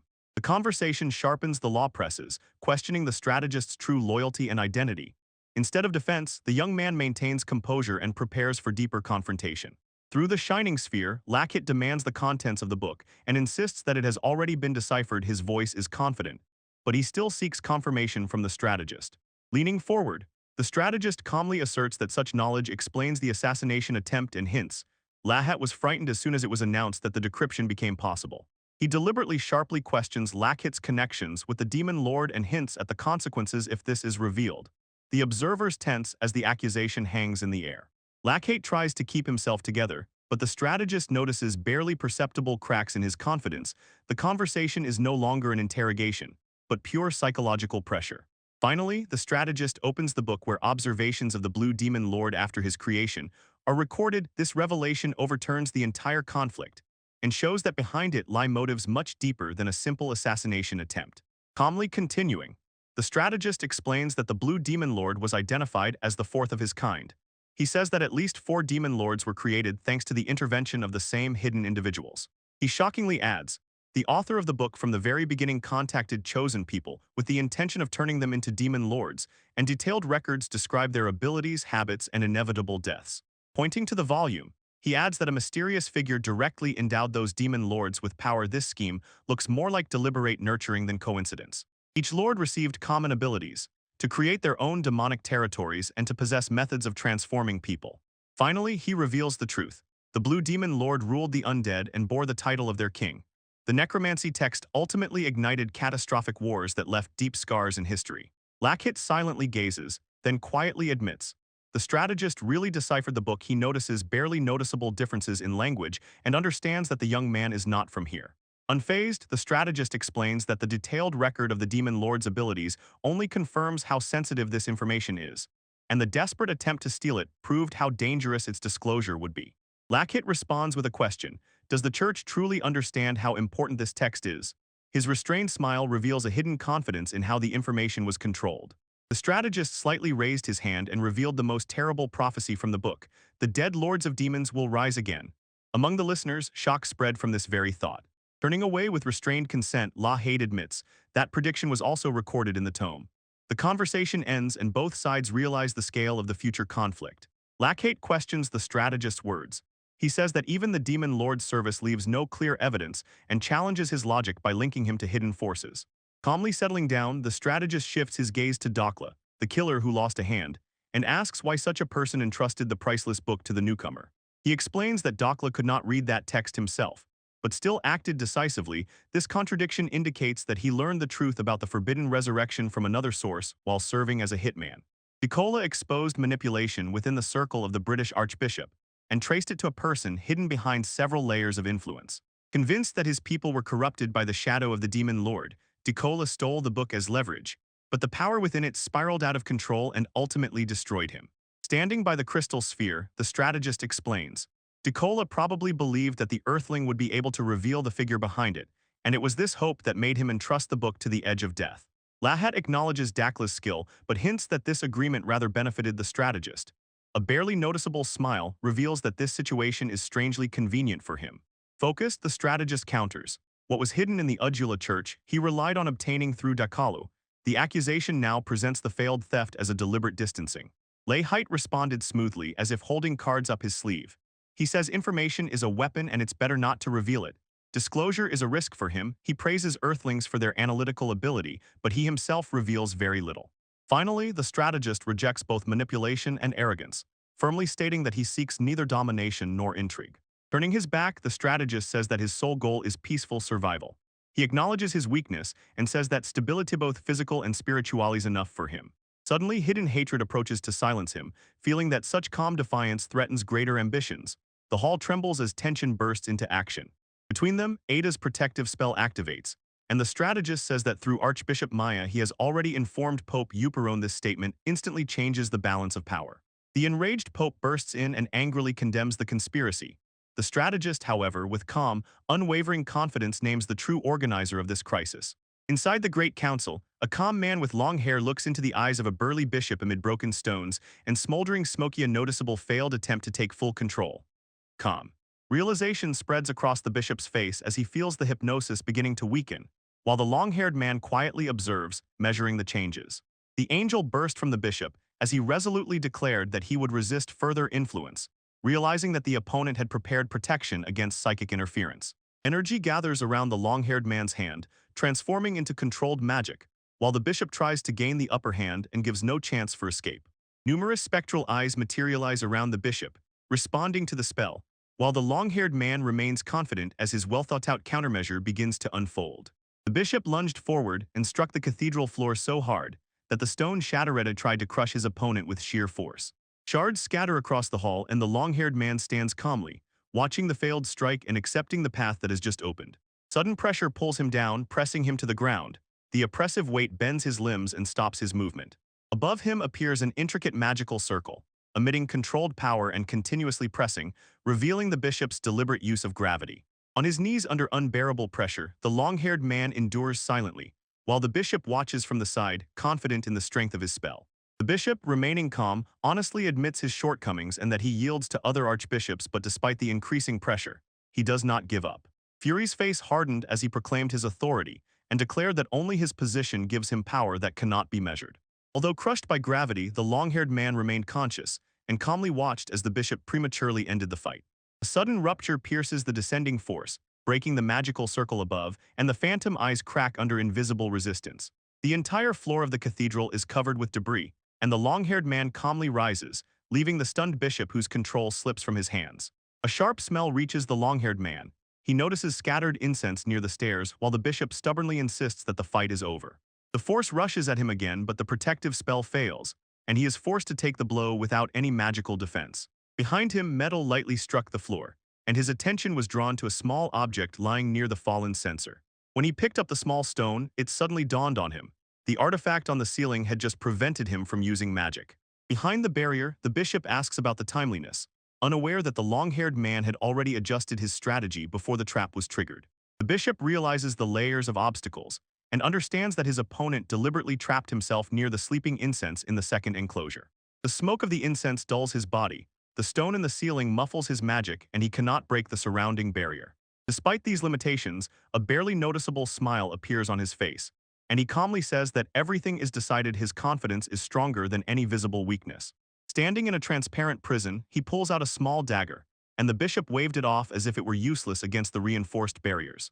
Restrained with cold confidence, he explains, "Preventing interrogation means victory. Victory here is not in escape, but in control over information." With an icy smile, the long-haired man raises the dagger and prepares to end his life, giving the bishop no chance to extract information from him. Before the bishop could intervene, the blade pierced his throat, the body collapsed backward, and blood splattered on the floor of the cathedral. From above, observers see the fallen figure among the broken barriers, and the black-haired youth silently watches, accepting what has happened. Later it was revealed that, when there was no chance to escape, he decided to end his life, and his body was tied up so that no one would touch it. After that, key secrets were revealed to trusted allies, prompting the church authorities to act. They were confident that the situation was now under control. Outside the cathedral walls, those in power declared the case closed, promising to publicly apologize and return the forbidden book only with the permission of those entitled to do so. The boy listens quietly as fears grow around about who should be held responsible for this, while others ask if some higher power from afar organized everything. Turning away from the balcony, he suggests informing Papa Yuporov. He understands that the matter has become too delicate for open conversations. Although he was begged to play the role of king, the boy refuses to bear this burden and insists that someone else should reveal the truth. Alone, he reflects that the secret of the book could overturn history and realizes Despite their temporary victory, the biggest problem remains unresolved. After the report, the boy did not believe in the promise of peace, feeling that this silence is just preparation for decisions about the Forbidden Book. The comrade insists that their agreements and rules have not changed, but the boy still doubts that everything is so simple. A light joke briefly relieves the tension, but he silently knows peaceful days will not come so easily. He stands near the church and contemplates his next move, feeling that secrets still hide behind closed doors. Inside, he approaches Wolf during her training, quietly praises her, but maintains the calm composure expected of him. In the hall, a woman teases the boy for constantly weaving intrigues near the prince, and under her smiling gaze, he reluctantly apologizes. She sternly warned him never to deceive the daughter of her best friend again, accusing him of subtle manipulations despite his clumsy attempts to explain something. Walking down the cathedral corridor, her voice softens. She acknowledges his attempt to apologize and says that he has truly had a positive influence on Ilya's. Recalling the past, she sighs. Once Ilya's lived in pursuit of the shadow of her father, but recently he has noticeably strengthened in spirit. She firmly demands that the boy watch over Ilya's to ensure he grows properly, and he cautiously and sincerely agrees to take on this responsibility. Wolf silently stares as the boy approaches. The boy is serious and asks for just a minute to speak privately. Looking her straight in the eyes, he apologizes without hesitation and says he must be honest with her about that night. He admits that he deliberately used Wolf as bait to lure out the killers, choosing the most effective method, though fully aware of the risk. Lowering his gaze, he says he is no better than those who once exploited her weakness for their own purposes. Wolf firmly rejects this comparison and reminds him that his anger then was born from a desire to protect her, not from cruelty or selfishness. Wolf declared that his anger for others is her most precious treasure, insisting that she wants to stand beside him and help these people together. Her sudden determination pulls him out of his chair, and he looks at her, surprised by the strength in her small hands. When he gently strokes her head, she accepts his apology without hesitation, smiling as if everything is already settled. He reflects on his own weakness and impulsive actions, and painfully admits that she has become stronger than a person easily ruled by emotions. Though he called himself imperfect, he chooses to go forward with her cooperation and unwavering determination replace guilt. Standing before the grave, he decides to grow those forgotten plants from Gazan's book and truly honor his memory. The boy tells Wolf that soon some lacra will come to their house, and anxiety immediately appears on her face as she tries to comprehend this unexpected news. In the quiet room, tension rises. The she-wolf sits by the fireplace trying to understand what is happening opposite her, while the boy remains calm, realizing that this visit may disrupt their stability. Wolf suddenly realizes. He remembered the name Lacra and felt something was wrong. Anxiety grew this appearance could shake their peaceful calm. Uncertainty is red in her eyes. She struggles to grasp how serious this news is, and the burden of information begins to weigh heavily on her. Earlier that day, both were resting in the city square, unaware that events were already moving toward this turn. The boy leaned back on the bench, enjoying the quiet weather after several exhausting days, and relief is visible in his posture. He allows himself a rare moment of rest. Around the square, the buildings stand as if newly restored. Although there were destructions here last night, magic erased all traces and left the place impeccably clean. Nearby towers the repaired castle wall without a single crack, as if there had never been an attack here. The lightning-fast reconstruction impresses and emphasizes the incredible magical power of the kingdom. Looking at the results, the boy became inspired. He himself wanted to master magic, and instead of fatigue came curiosity. He even seriously considers trying at least basic training. Next to him, a young girl quietly cries while he is lost in his thoughts. Finally, he stands up and walks away, leaving her still wiping her tears. Lacra runs to the boy in tears, explaining that she was expelled from the Mayasama church after numerous problems. Embarrassment is visible on his face as she desperately clings to him. Calmly assessing the situation, the boy decided that she was probably fired because she made things worse, even though she tried to help. His indifferent attitude only intensifies her irritation. Testimonies from the church confirm that Lacra constantly disrupted order while waiting for Popupero. Her efforts were in vain, and eventually she was removed. Additional reports showed that her barriers during the village inspection were much worse than those set by other priests, and even she herself says her removal was inevitable. Unmoved by her pleas, the boy refuses to take responsibility for her shortcomings, while Lacra still begs him for support as he tries to walk away. Lacra shamelessly hints that, when a boy and a girl live under the same roof, problems are unavoidable, and the boy sharply replies that Wolf is also here and he will not tolerate a freeloader. Due to possible mistakes, Lacra insists that the situation requires her supervision, and doubt fills her expression as she asks herself what could happen without control. Despite his attempts to drive her away, Luca categorically refuses to sleep outdoors again and accuses him of impure intentions, and the boy sharply tells her, "Drop it and go." Clinging to his clothes, she persuades him that it is scary and lonely outside, and his resistance weakens because she does not back down. Suddenly Wolf appears, calmly eating, accepting the situation without hesitation, while the others freeze in surprise. The stern knight said she could not pass by a woman sleeping outside in the cold and challenged the boy's refusal. And behind them Lacra quietly rejoices, feeling support for her cause. The conversation shifts to the house plan. There are only a few bedrooms and a pantry, and practical panic immediately arises. Where can Lacra settle now? Irritation boils as the boy says that Lacra's incompetence could negatively affect Wolf, and tension rises as others begin to ask if his criticism is too harsh.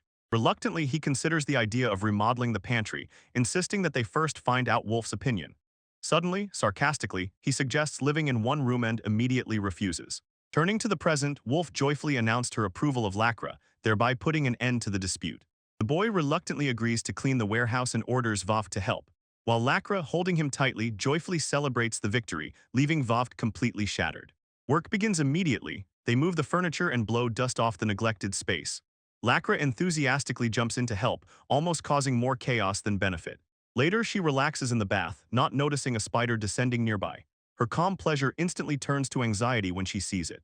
Her scream echoed throughout the house and made the boy and the wolf rush to her. Confusion grew, accusations flew, although he insisted he was innocent. When the commotion subsides, the room remains half-tidy, and he is overcome with fatigue. Meanwhile, others recover from the incident, and the spider disappears without any explanation. Chaos erupted in the bathroom. Water splashes on the floor and soaks the boy, while Wolf and Lacra sit contentedly in the bath. His protest changes nothing, and the mess only grows. Later that evening, Ilias returns to the quiet house nestled at the foot of the mountains. Smoke gently rises from the chimney as she approaches the door. Inside, Wolf and Lacra greet her enthusiastically, and the boy sits nearby in a towel. Their lively welcome shows how quickly the atmosphere in the house has changed. Ilias watches with mild surprise as more and more residents gather, while the boy meanwhile notices how naturally the newcomer fit in. The tension turned. Returns to the closet, now filled with valuable items related to Rachel's family, and this cluttered space silently shows unresolved matters waiting to be settled. Ilias carefully lifts the decorated crossbow and confirms that the items in the storeroom are genuine family heirlooms. The boy acknowledges their importance and watches her reaction closely. Memories surface as Ilias draws the sword once gifted to her father by the late king. This weapon is a symbol of ancient loyalty and service to her lineage. She sincerely explains that she intends to give some items to the church and the Ragudo team, and although sorting them is difficult, respect for her parents guides her choices. Deciding to postpone the conversation for now, Ilias suggests going to bed earlier. Jokingly, she pushed her father's things toward the boy, but he immediately refused. The next morning, a message arrives from the king. Ilias is asked to appear at the castle, a sign that new events lie ahead. The morning comes alive. Food is placed on the table and chores are distributed. The wolf carries the dishes, and the boy insists that everyone participate in the preparation and meal. All four sit together for breakfast and share the food, thus marking the acceptance of another new resident into the house. Despite initial resistance, the atmosphere became strangely warm.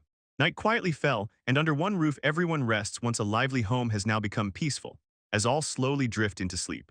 The next day, Ilias walks the castle corridors. Responding to the royal summons, the majestic building looms over the city below. Before an influential aristocrat, she receives an order to guard an important person, a sign that a new, serious responsibility awaits her. In the castle library, Ilias froze in shock when she was informed of a new task.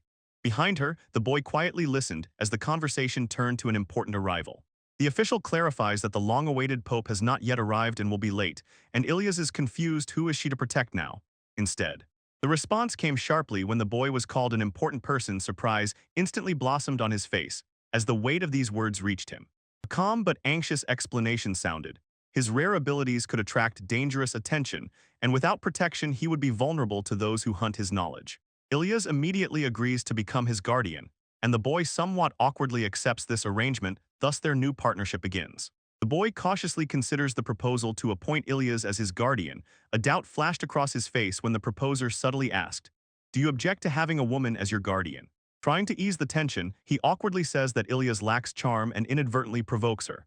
The atmosphere changes. She suppresses her emotions. Changing the subject, he suggests another knight named Kara, saying Gramps might be a better fit. Ilias reacts sharply, clearly displeased by the comparison. Soon a duel is arranged in the castle courtyard. The knights gathered, and Ilia, with fierce determination, steps forward and directly challenges Kara, the grandfather. The clash of steel, it demands a serious fight without any restrictions. Observers watch closely, and the boy realizes that events have slipped out of his control. Ilyas stood in the courtyard, tension filled the castle space. The guards watched intently, and she stood opposite an invisible commander, her cloak flashing sharply behind her. Inside, the boy learned that he was assigned a royal guardian, and confusion froze on his face as the elder man questioned this sudden decision. Rumors spread in the hall that Ilyas was upset, and people whispered that her position among the knights might further complicate matters. From above, they intervened and confirmed the royal order. Though the heart resisted, Ilyas had to protect the boy without any exceptions. Determination displaced hesitation. Ilyas accepted the decree and understood that her duty now was entirely to protect him. The boy listened as the senior knight explained that Ilyas considered this task an honor, and gradually he realized. Her irritation was more pride than offense. Across the courtyard came Ilyas with her sword ready and a firm posture. Her calm appearance spoke of determination, not displeasure at the new duty. All eyes focused on the upcoming duel between Ilyas and Karagram's observers noticed her unusual resolve, recalling that in training she never dealt him a decisive blow. Karagram stepped forward and spun his spear precisely. The wind whipped his cloak and his gaze sharpened with concentration. Suddenly he burst across the courtyard with explosive force. Ilyas tensed and met his charge face to face, and their clash finally began. Blades collided Kara, and the old man surged forward with unstoppable force. Ilyas intercepted the strike. Her blade met his spear in a flash of movement. The momentum carried them across the courtyard. Observers noticed that Kara and Gramps kept pace with her, unwilling to yield despite her relentless assault. Dust swirled at their feet as both shifted their stance, seeking balance. The boy watched intently as Ilyas precisely altered the spear's trajectory. Suddenly she understood everything, studying his movements. Instead of overpowering him, she changed strategy and focused entirely on acceleration. In an instant, Ilyas vanished from under his hands. Kara Gramps was thrown backward, hitting the wall, and the courtyard trembled from the impact. Kara Gramps pressed the spear downward, splitting the stone beneath Ilyas' feet. Shards flew as he pushed the attack, trying to crush her defense with the weight of his charge. In Ilyas' eyes flickered a sharp concentration. She endured the pressure and studied his stance, knowing that not only brute force would decide. A sudden lunge cut through the yard. She dashed forward and broke through his defense. Her blade struck precisely, releasing a shockwave that spread across the ground. After the strike, silence fell. Kara Gramps dropped to one knee and Ilyas straightened up, signaling that the duel was over. Finally, the body betrayed him. He completely collapsed onto the stone. The boy rushed forward anxiously as dust settled around the fallen veteran. After the duel, Kara Gramps was taken away, and the knights showered Ilyas' performance with praise. The boy approached cautiously, pondering with what fury she had fought. She doubted his words about compatibility, asking herself whom he considered stronger. A faint blush appeared on her cheeks as she awaited his explanation. The boy calmly explained that Kara and the grandfather consistently adhered to strategies. In executing carefully thought-out plans, reliability, not brute force, was decisive. He added that Ilyas' overwhelming strength overturned any balance. If she was beside him, any clash would end too quickly. Finally, he explained, true compatibility is the ability to act harmoniously within a shared strategy. Ilyas listened silently and gradually began to understand his measured position. The boy gently placed his hand on Ilyas' head and confessed that relying too much on her would weaken his resolve. She froze at the unexpected gesture. Looking her straight in the eyes, he clearly said he did not want her strength to become an excuse for his own inaction. Her facial expression changed from confusion to quiet concentration. Soon he decided to apologize to Kara and the grandfather for the extra trouble, and Ilyas lowered her gaze, feeling the sincerity of his decision. Satellites easily teased him, and Ilyas walked ahead. Her thoughts were bustling, but she was already calmer than before. The atmosphere was gradually returning to normal. Later, she visited Karagram's when he was lying in bed and resting.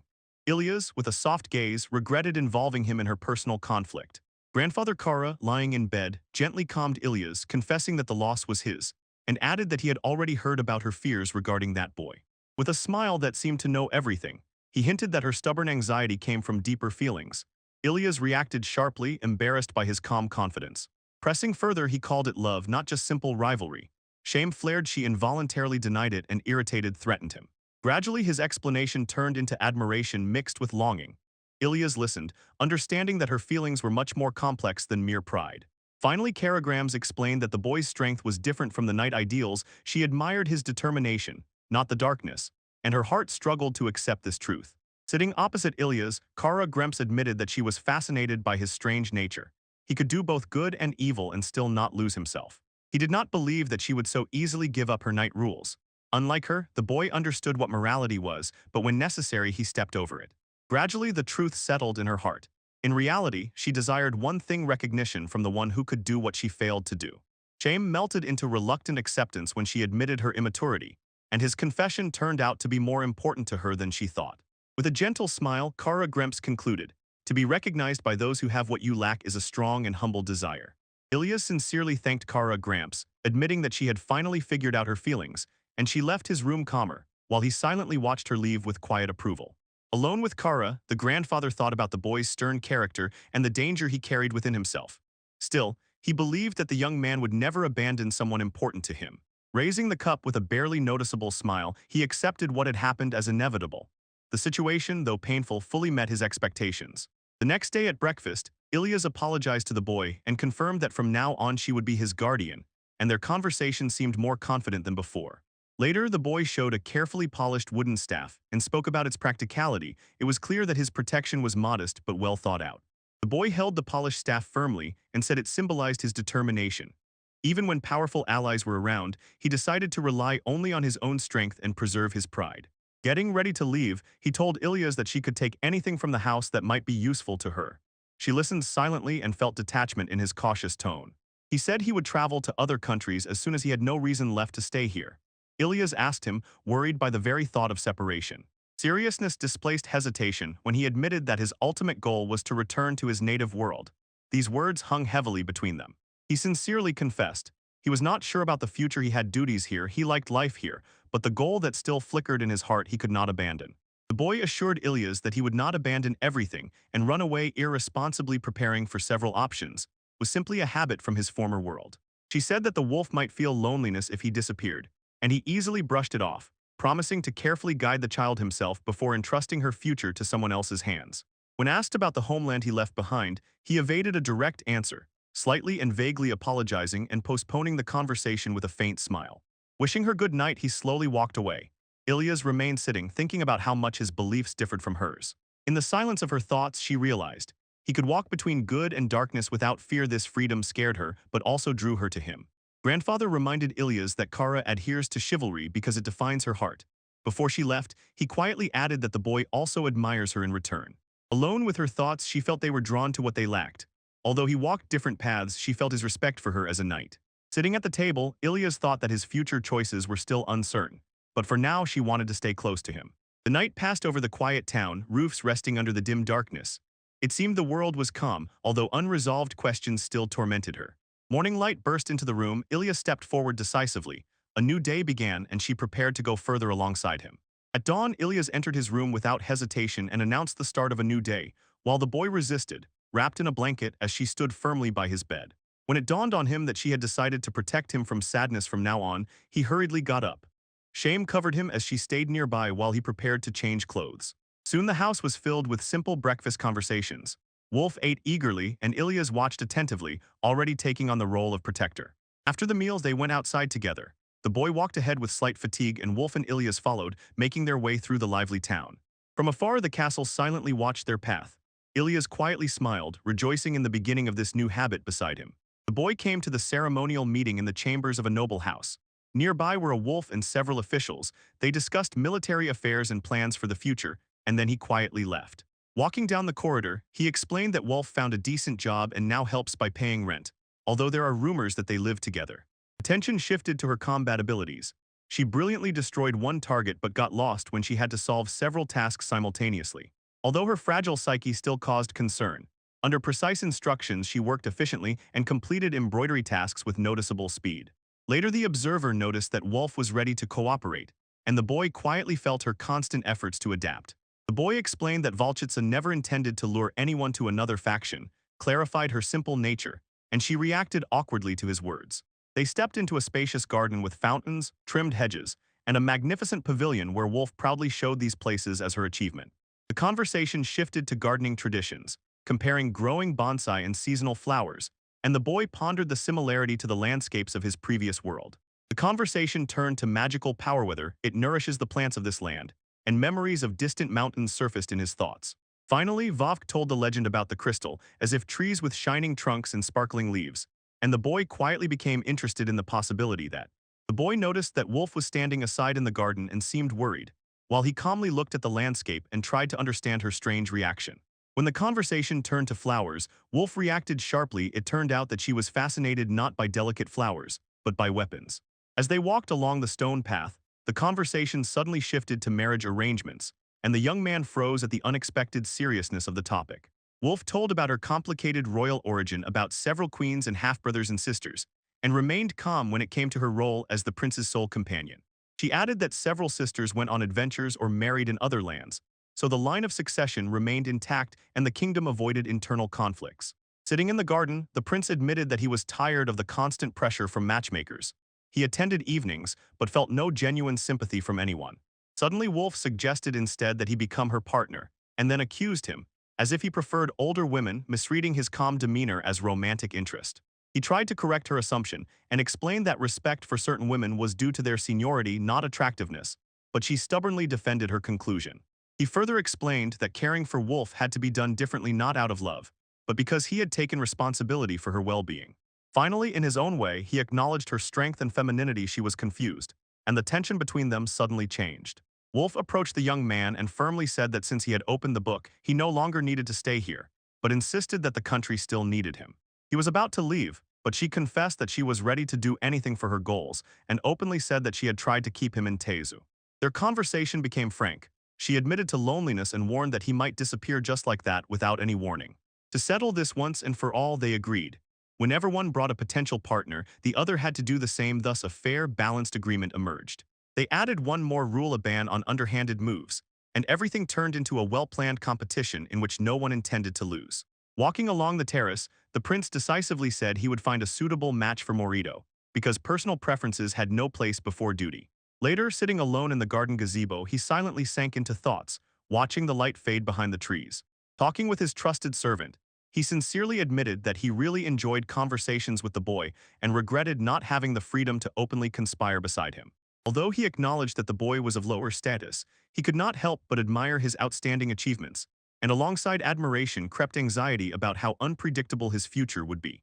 Calmly savoring from the decorated glass, he concluded that he was surrounded by weakness, and because of this, the boy's presence seemed extraordinarily refreshing. Wolf suggested assigning a female guard to the boy, but immediately warned.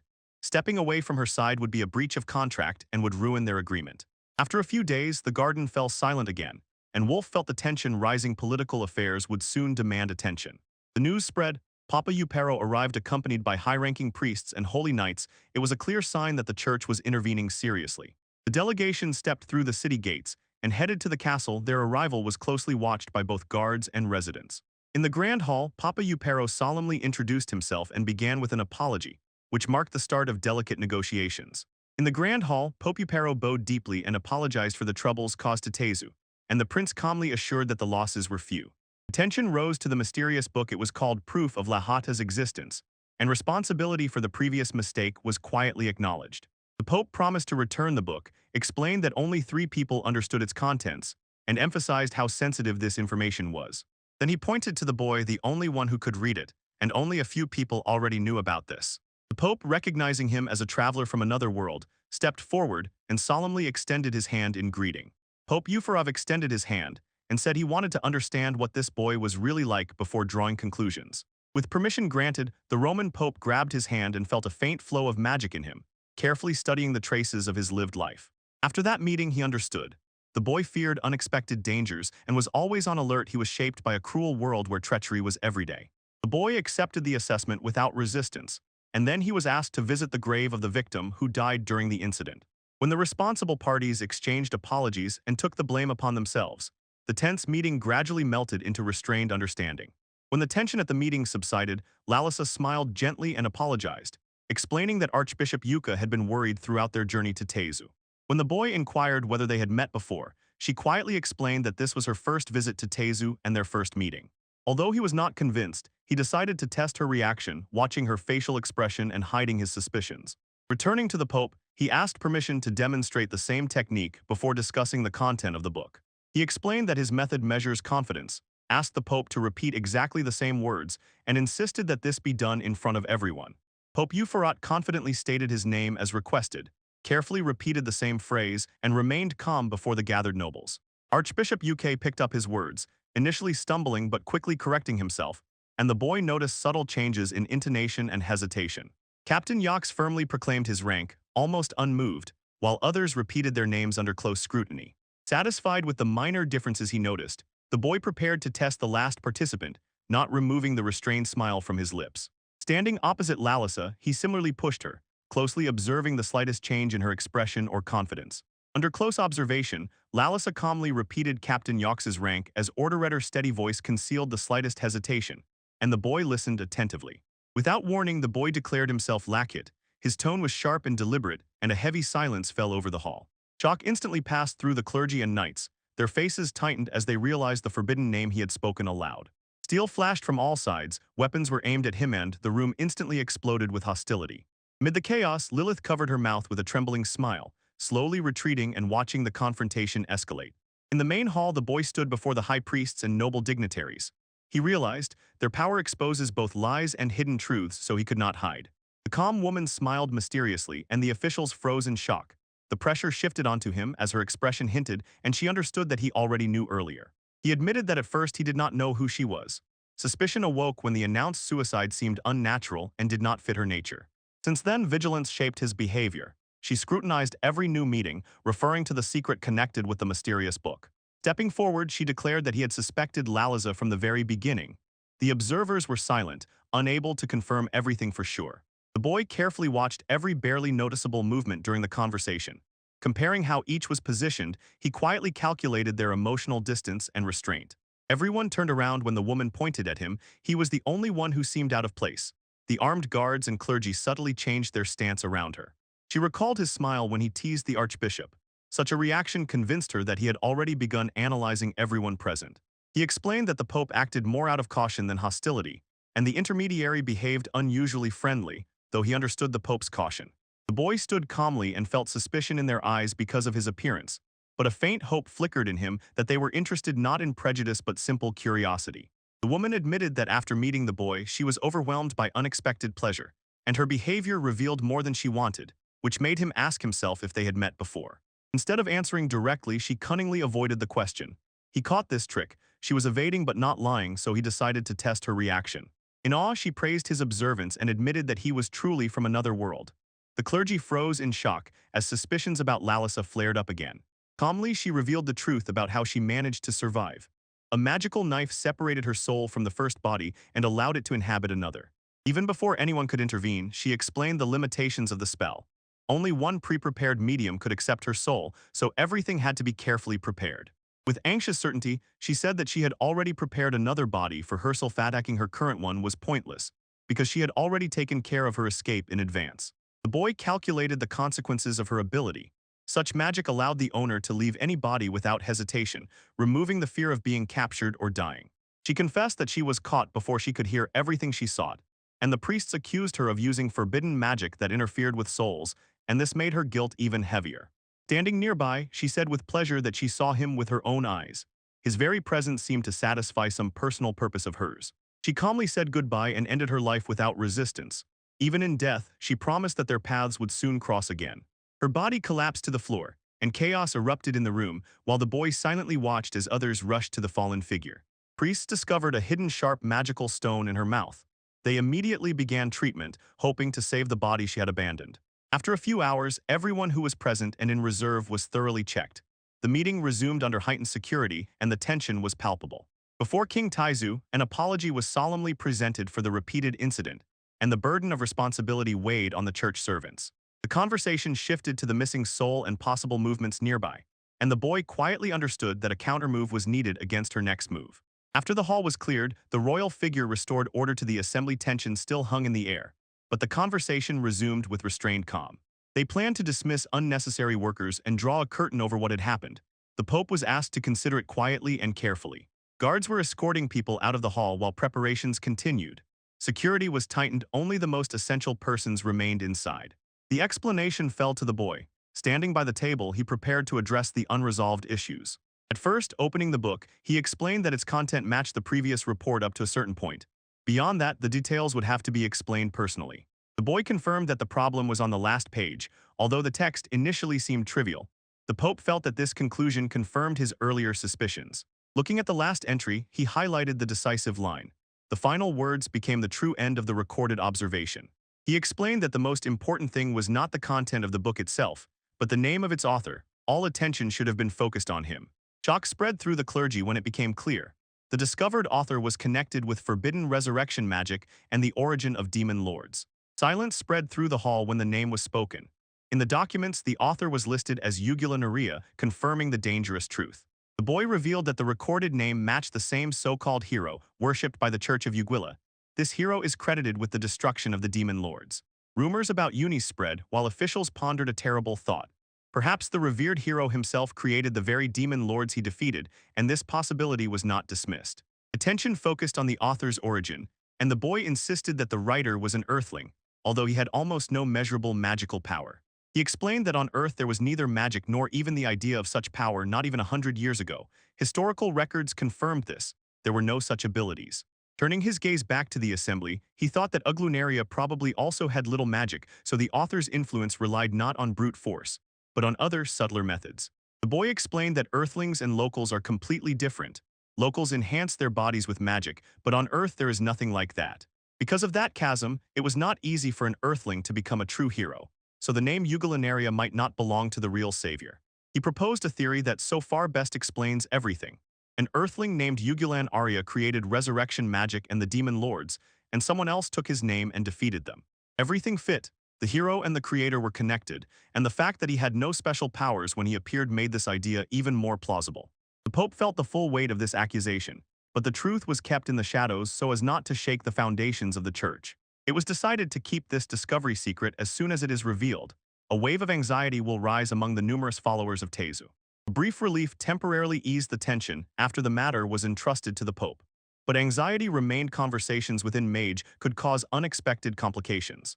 Having left the room, the boy realized peace had not yet come. The situation demanded not rest, but to remain on alert. The night sat over the Mage. His towering cathedral rose above the quiet town, and beneath this calm, those who knew the truth harbored uncertainty. Somewhere life still raged in a noisy bar. Ordinary voices and laughter sharply contrasted with the hidden crisis that shaped the fragile balance of the world. Inside the noisy tavern, a sudden splash of drink immediately drew attention. A young woman faced the knight across the table, while other visitors continued their conversations. She sharply reproached him for openly carrying a weapon, though an invisible barrier concealed them. The knight lowered his head, irritated but restrained. Casually chewing dried meat, she addressed him jokingly. An anger flared in him, but he remained seated and did not escalate the situation. Their quarrel lasted while she forced him to eat properly instead of shouting, and nearby, cloaked and chained, a figure quietly observed. Wrapped in a cloak, the observer approached, understanding that without the barrier this pair would instantly attract attention. The loud tavern noise hid the tension growing around their table. In the dim light under the hood, the youth thanked those gathered for coming. Beneath the cloak, a confident smile hinted at the careful preparation behind this meeting. Three appeared before him, and tension was read on their faces. When names began to be called, recognition flashed in their eyes and they confirmed who was who. Without hesitation, the hooded youth explained why they were summoned. They faced a dangerous task connected with events unfolding in the Ugal church. Someone jokingly threw out the idea of killing the Pope. This was calmly but immediately corrected. Explaining his intention, the young man said that the true targets were not the Pope himself. Instead, he sought to get rid of those who had recently surrounded him. The young man in the hood extended documents revealing the real goal. The man himself was easy prey, but his guard was a true obstacle. Surprise surged when they learned that the guard was one of the strongest knights of Tezu, and when they heard it was a woman, doubt briefly flashed. Confidence displaced hesitation when one of them even shone with admiration. The challenge to meet the mighty warrior seemed to ignite her curiosity.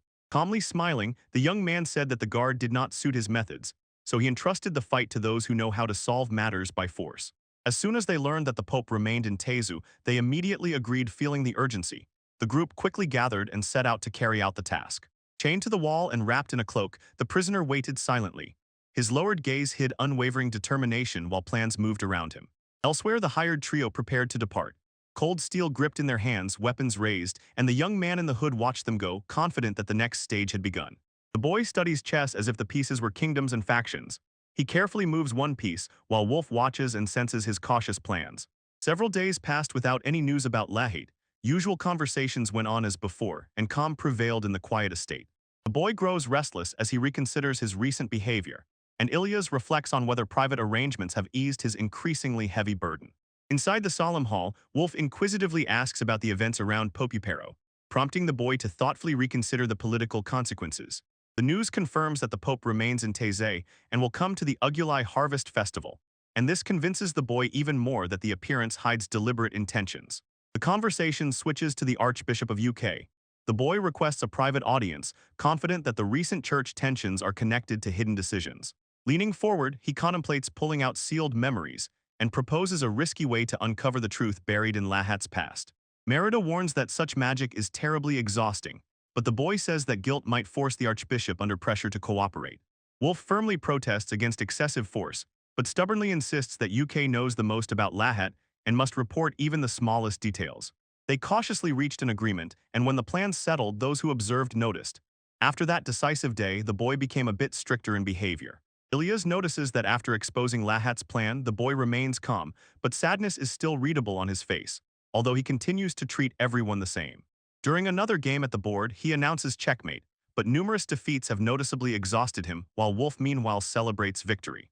Looking closely, Ilyas realizes he has already figured out the game's strategy, and this reveals experience in him that he had not spoken about before. When teased that he plays lightly, he calmly calls Ilyas to sit in Wolf's place and rearranges the pieces again. The tension subsides, the conversation shifts to the insult of Popupero, and the boy says he heard the accusations but remains outwardly restrained. The boy listens as his ability is acknowledged and explains that how he was protected before determined his actions during battles and conflicts. Raising his gaze, he says that the side noticed by Marito is not at all the one others want to see. Trying to clarify, he admits that words cannot fully convey his thoughts, and leaves, leaving the room in thoughtful silence. Turning his gaze back to the board, he pretends not to be so skillful, but looks closely at the pieces and says that now it is difficult for him. Suddenly, a furious crash bit into the hall door. Quiet conversations instantly stopped.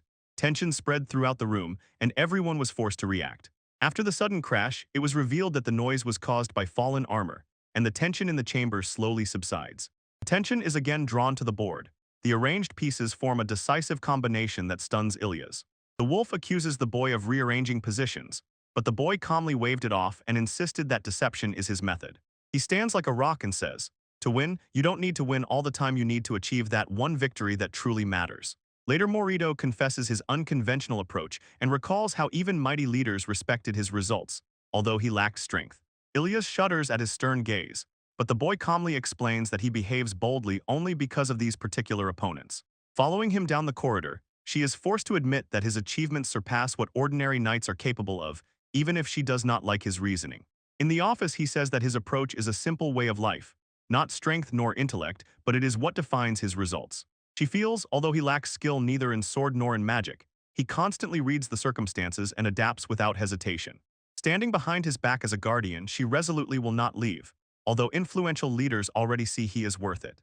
The boy admits that he once thought of getting rid of Ilyas as a guardian. He was afraid of constant supervision. But one event overturned his decision and made him look at everything differently. Shame gradually melts Ilyas' tension, and she slowly accepts his explanation, understanding that his caution is out of fear, not pride.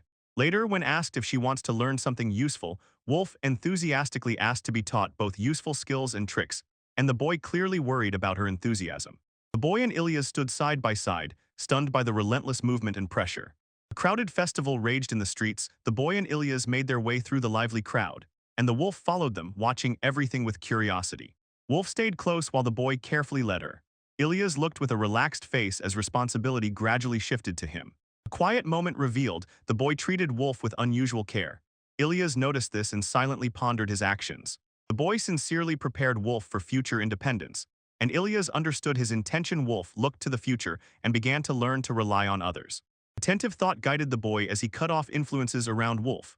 Nearby, Ilya watched in surprise, noticing the depth of his measured reflections. Suddenly, Wolf burst out with excitement. She suddenly strongly desired a weapon, and her reaction vividly showed how everything around her has been affecting her lately. Reflections continued while the boy cautiously weighed her choice. Meanwhile, Ilyas thought about training, and Wolf's interest gradually paved her way forward. They came across a weapons shop filled with tools and equipment. Ilyas confidently entered first, and the boy remained alert and quietly observed. In the workshop, a skilled blacksmith calmly took on their order. The boy looked closely and felt that beneath the man's ordinary appearance hid true craftsmanship. Tension rose in the forge when the blacksmith sharply reacted to their request. The boy stayed calm, and Ilyas watched, knowing the craftsman's strict demands. Wolf stepped forward, her heart pounding with excitement, and she introduced herself confidently. The blacksmith looked at her with interest and others watched her lively presence. Attention shifted as the blacksmith evaluated both the boy and Wolf. Ilya's quietly admired Wolf's potential, and the boy's condition drew a more scrutinizing gaze on. The conversation turned to getting weapons for Wolf. Ilya's was in favor, but the boy stubbornly refused, showing determination not to do anything unnecessary. The final decision came when the boy instead chose a simple option. The blacksmith looked at his choice, sensing the confidence hidden behind his calmness and restraint. Calmly, the boy handed over oil for caring for wooden weapons, and the smith took it, noticing that he thought practically and had prepared everything well. Instead of seeking power, the boy accepted advice and began learning repairs. Ilyas noticed this change, understanding that the boy was now focused on support rather than fighting. Meanwhile, Wolf enthusiastically tried different weapons, but despite her efforts, none suited her. She began doubting her own abilities. Looking closely, the boy concluded Wolf's true strength was in something else. Her previous actions showed a completely different fighting style that suited her much better. Decisively, the boy proposed instead to create something truly unique. The blacksmith listened and began forging a solution, relying on the true potential of Wolf. Carefully, the blacksmith examined the drawing the boy brought, and approval appeared on his face, sensed the practicality and purpose of this idea. The agreement appeared instantly as soon as the blacksmith agreed. The boy remained calm, watching to ensure the plan did not go beyond reason, while the others quietly observed. Soon the blacksmith began preparing, measuring the materials, while Wolf and Ilyas stood nearby watching the work progress steadily forward. A look of surprise flashed across the boy's face. The blacksmith worked unexpectedly fast, and this pace showed a skill far surpassing that of ordinary craftsmen. Night fell over the workshop, the forging went on without pauses, and the blacksmith inside was completely focused on finishing by the promised time. The next day, ready equipment was laid out before them. Wolf, Ilyas, and the boy gaped in amazement. The craftsmanship exceeded all their expectations. Koval shone with pride, extending the ready armored glove. Wolf quickly put it on, joyfully excited, and the unique design of the glove noticeably enhanced her abilities. Energy exploded as Wolf tested the glove outside. Her movements became powerful and uncontrollable, revealing the stunning force hidden in this weapon. Evening came when the group walked together after the trials. Wolf shone with joy, and Ilyas and the boy quietly acknowledged her progress. The boy insisted, "It is better to improve than to look for shortcuts," and his advice was taken to heart. The she-wolf listened seriously, beginning to understand how important it is to refine her natural powers. Under the night sky, Wolf rushed forward, full of energy, while the boy and Ilyas walked behind. He quietly thought about her character and about what she needed to be guided through experience. Watching her from afar, the boy imagined what her personality would become. Carefully considering every step, he built his approach so that she would feel different emotions. The city rested quietly, lights flickered from scattered houses, and calm enveloped the group like a quiet pause after the day's events. Somewhere else, another girl was crying loudly and demanding attention, while nearby Wolf behaved calmly, a clear contrast in how they expressed their emotions. Later, the lively streets exploded with celebration again, while the boy remained cautious, watching to ensure that bad behavior around did not affect Wolf. The streets were strewn with colorful decorations. The harvest festival had begun. Wolf shone with excitement, and the boy and Ilyas calmly observed the lively atmosphere around. Explanations were given as the structure of the festival became clear. Crowds moved through the streets, and traditions through ritual connected the whole country. Attention instantly shifted when the absence of Lacro was mentioned. The boy noticed this, but the celebration continued to rage on, unceasing. Amid the noise, the boy quietly and intently read. Ilyas noticed his behavior while the festival raged relentlessly. As the boy reviewed important information, a calm determination appeared in him. His thoughts turned to the next goal while celebrations continued around. Quiet analysis continued. The boy reviewed information about Lekiate, and Ilyas listened, as his thoughts already connected the festival time with possible hidden moves.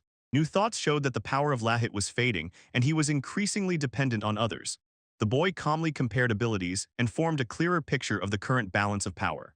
Curiosity shifted to the question of who would be sent next, and Ilyas pondered this while the festive atmosphere sharply contrasted with the seriousness of the conversation.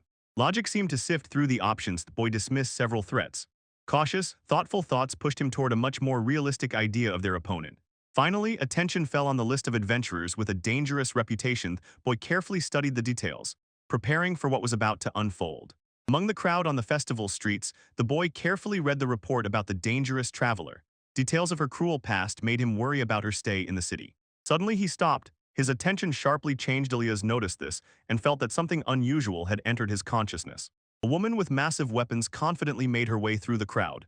Her striking appearance exactly matched the description, and a quiet tension hung in the air. Something clicked in the guy's mind. He instantly assessed the situation. Options flashed through his head, and the threat became increasingly clear. A chilling smile spread across the woman's face. The danger increased because her expression revealed intentions far from a simple visit.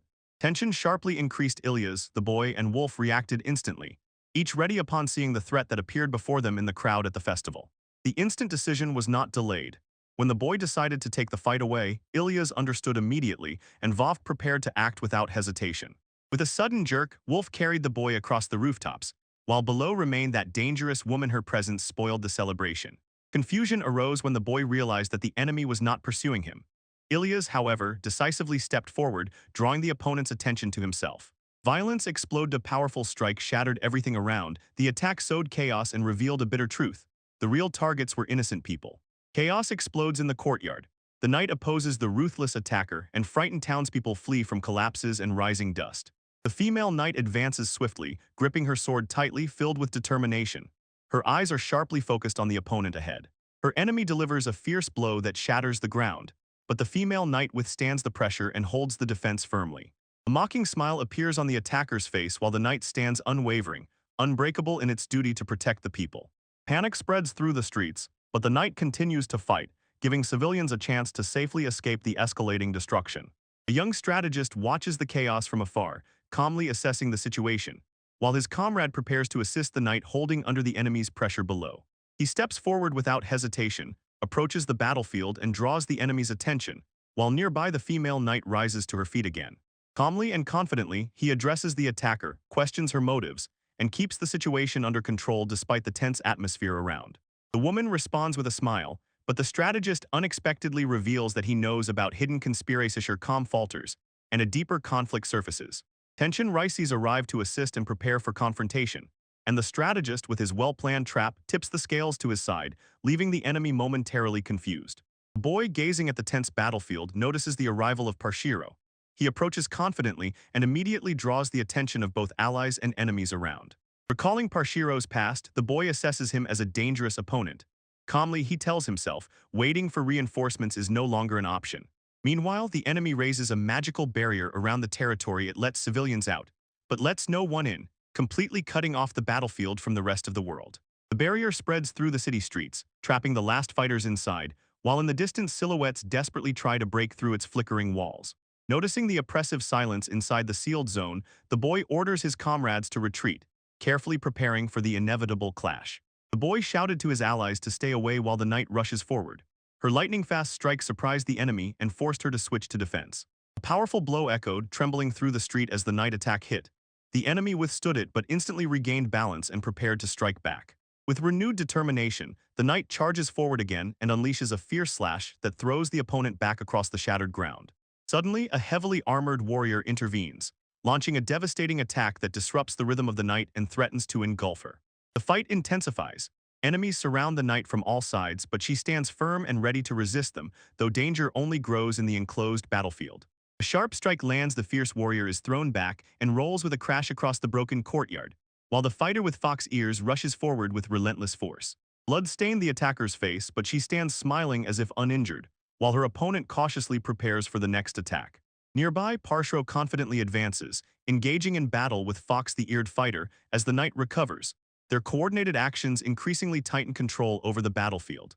Realizing that direct combat is not in his favor, the wounded enemy unleashes a strange power and unsettling energy envelops the battlefield.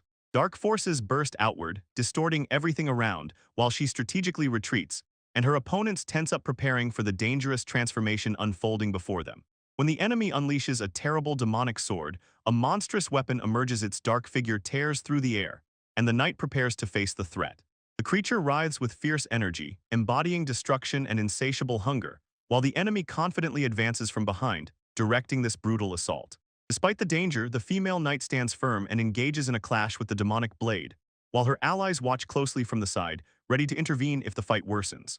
From afar, a boy calmly observes, ensuring civilians are evacuated and minimizing casualties amid the chaos enveloping the sealed battlefield.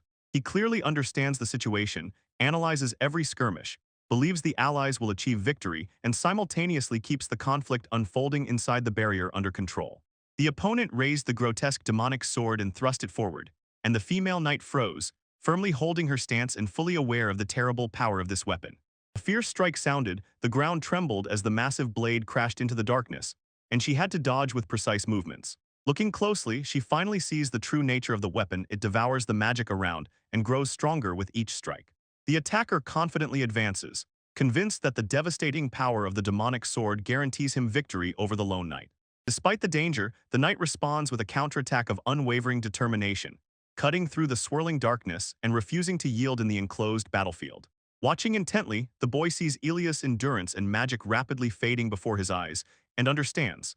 The demonic sword is gradually wearing her down in this prolonged battle. Meanwhile, Wolf fiercely fights with Parshro, her movements quick, but tense relentless pressure forces her into a tough defensive struggle. Impatient Parshoro sharpens the attack, taking advantage of Wolf's inexperience, although he sees her significant magical power and potential. With a sudden surge of aggression, he launched a powerful strike, turning the tide of their duel, threatening to break her resistance. Despite the growing danger, Wolf holds on and prepares to strike back, while the boy calmly names the enemy he recognizes Jelista as the wielder of the demonic sword.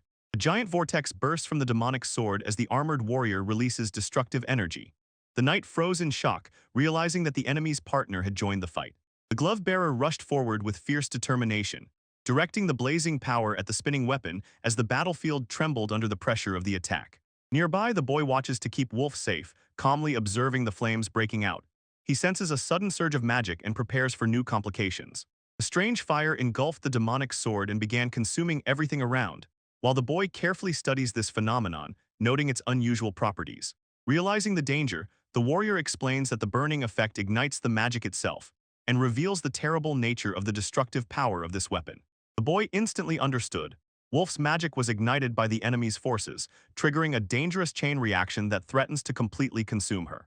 Aware of the scale of the threat, he estimates the risk of a catastrophic explosion if the burning magic continues to spread unchecked and uncontrolled. Suddenly, heavy chains appeared around him, binding his movements, but he remains calm and resolutely determined to act despite this unexpected restraint. Suddenly lifted into the air, the boy hung helplessly, and his allies were in shock. They realized that another hidden enemy had infiltrated the battlefield. In the whirl of chaos, the knight notices a new threat and prepares to confront the invisible enemy, while the fight over the barrier intensifies even more. The enemy exposes another accomplice and he admits they are responsible for the invisible barrier. Hanging helplessly, he realizes the enemy's cunning plan and watches as the warrior with fox ears rushes forward to meet the newly revealed threat. Suddenly, darkness covers everything around, distorts space, and swallows the battlefield. The boy is powerless against this unstoppable force. In a moment, he wakes up in an unfamiliar wooden structure, lying next to a dim light flickering quietly in the silence. Confused but alert, the boy slowly gets up, unsure of where he is, while distant echoes of battle fade behind mysterious walls. The boy wakes up in a dark wooden building, tightly bound and unable to move, realizing that he survived captivity but is still at the mercy of his enemies. He lies helpless, fearing the worst, imagining his allies defeated, while a fog of uncertainty clouds his thoughts and heightens his anxiety. Outside, a group of enemies has gathered again, upset by the retreat but confident they will meet their opponents on another battlefield. Inside the building, a figure wrapped in a cloak silently watches as the kidnappers discuss their plans, intrigued by the boy's calm despite his situation. A woman approaches casually, looking at him with interest, while the bound boy remains calm, patiently waiting for his chance to act. The boy comes to his senses in a wooden building, still tied up, and a woman approaches, calmly saying that he has finally woken up. The kidnappers gathered nearby and openly declared that sparing his life was not without reason. They are closely watching him and keeping the situation under control. Tension filled the room. The group's intentions became clear, and on their faces were both confidence and impatient anticipation directed at their hostage. The leader in a cloak revealed his true purpose and said coldly, "The boy is kept alive to destroy a target named Lacra." Shocked by the revelation, the boy is confused and can barely comprehend what is happening, and suddenly realizes that he has been drawn into a much bigger conflict than he expected. Lacra's self is a 25-year-old woman who was abandoned near a shelter. She grew up lonely, her childhood was empty, and she almost never got close to those around her. After leaving the orphanage, she served in the cathedral, but due to frequent accidents, people kept their distance from her, while she honed combat techniques and studied the basics of magic. Under the guidance of Archbishop Leica, Lacra gradually became stronger and finally tamed a monster for the first time.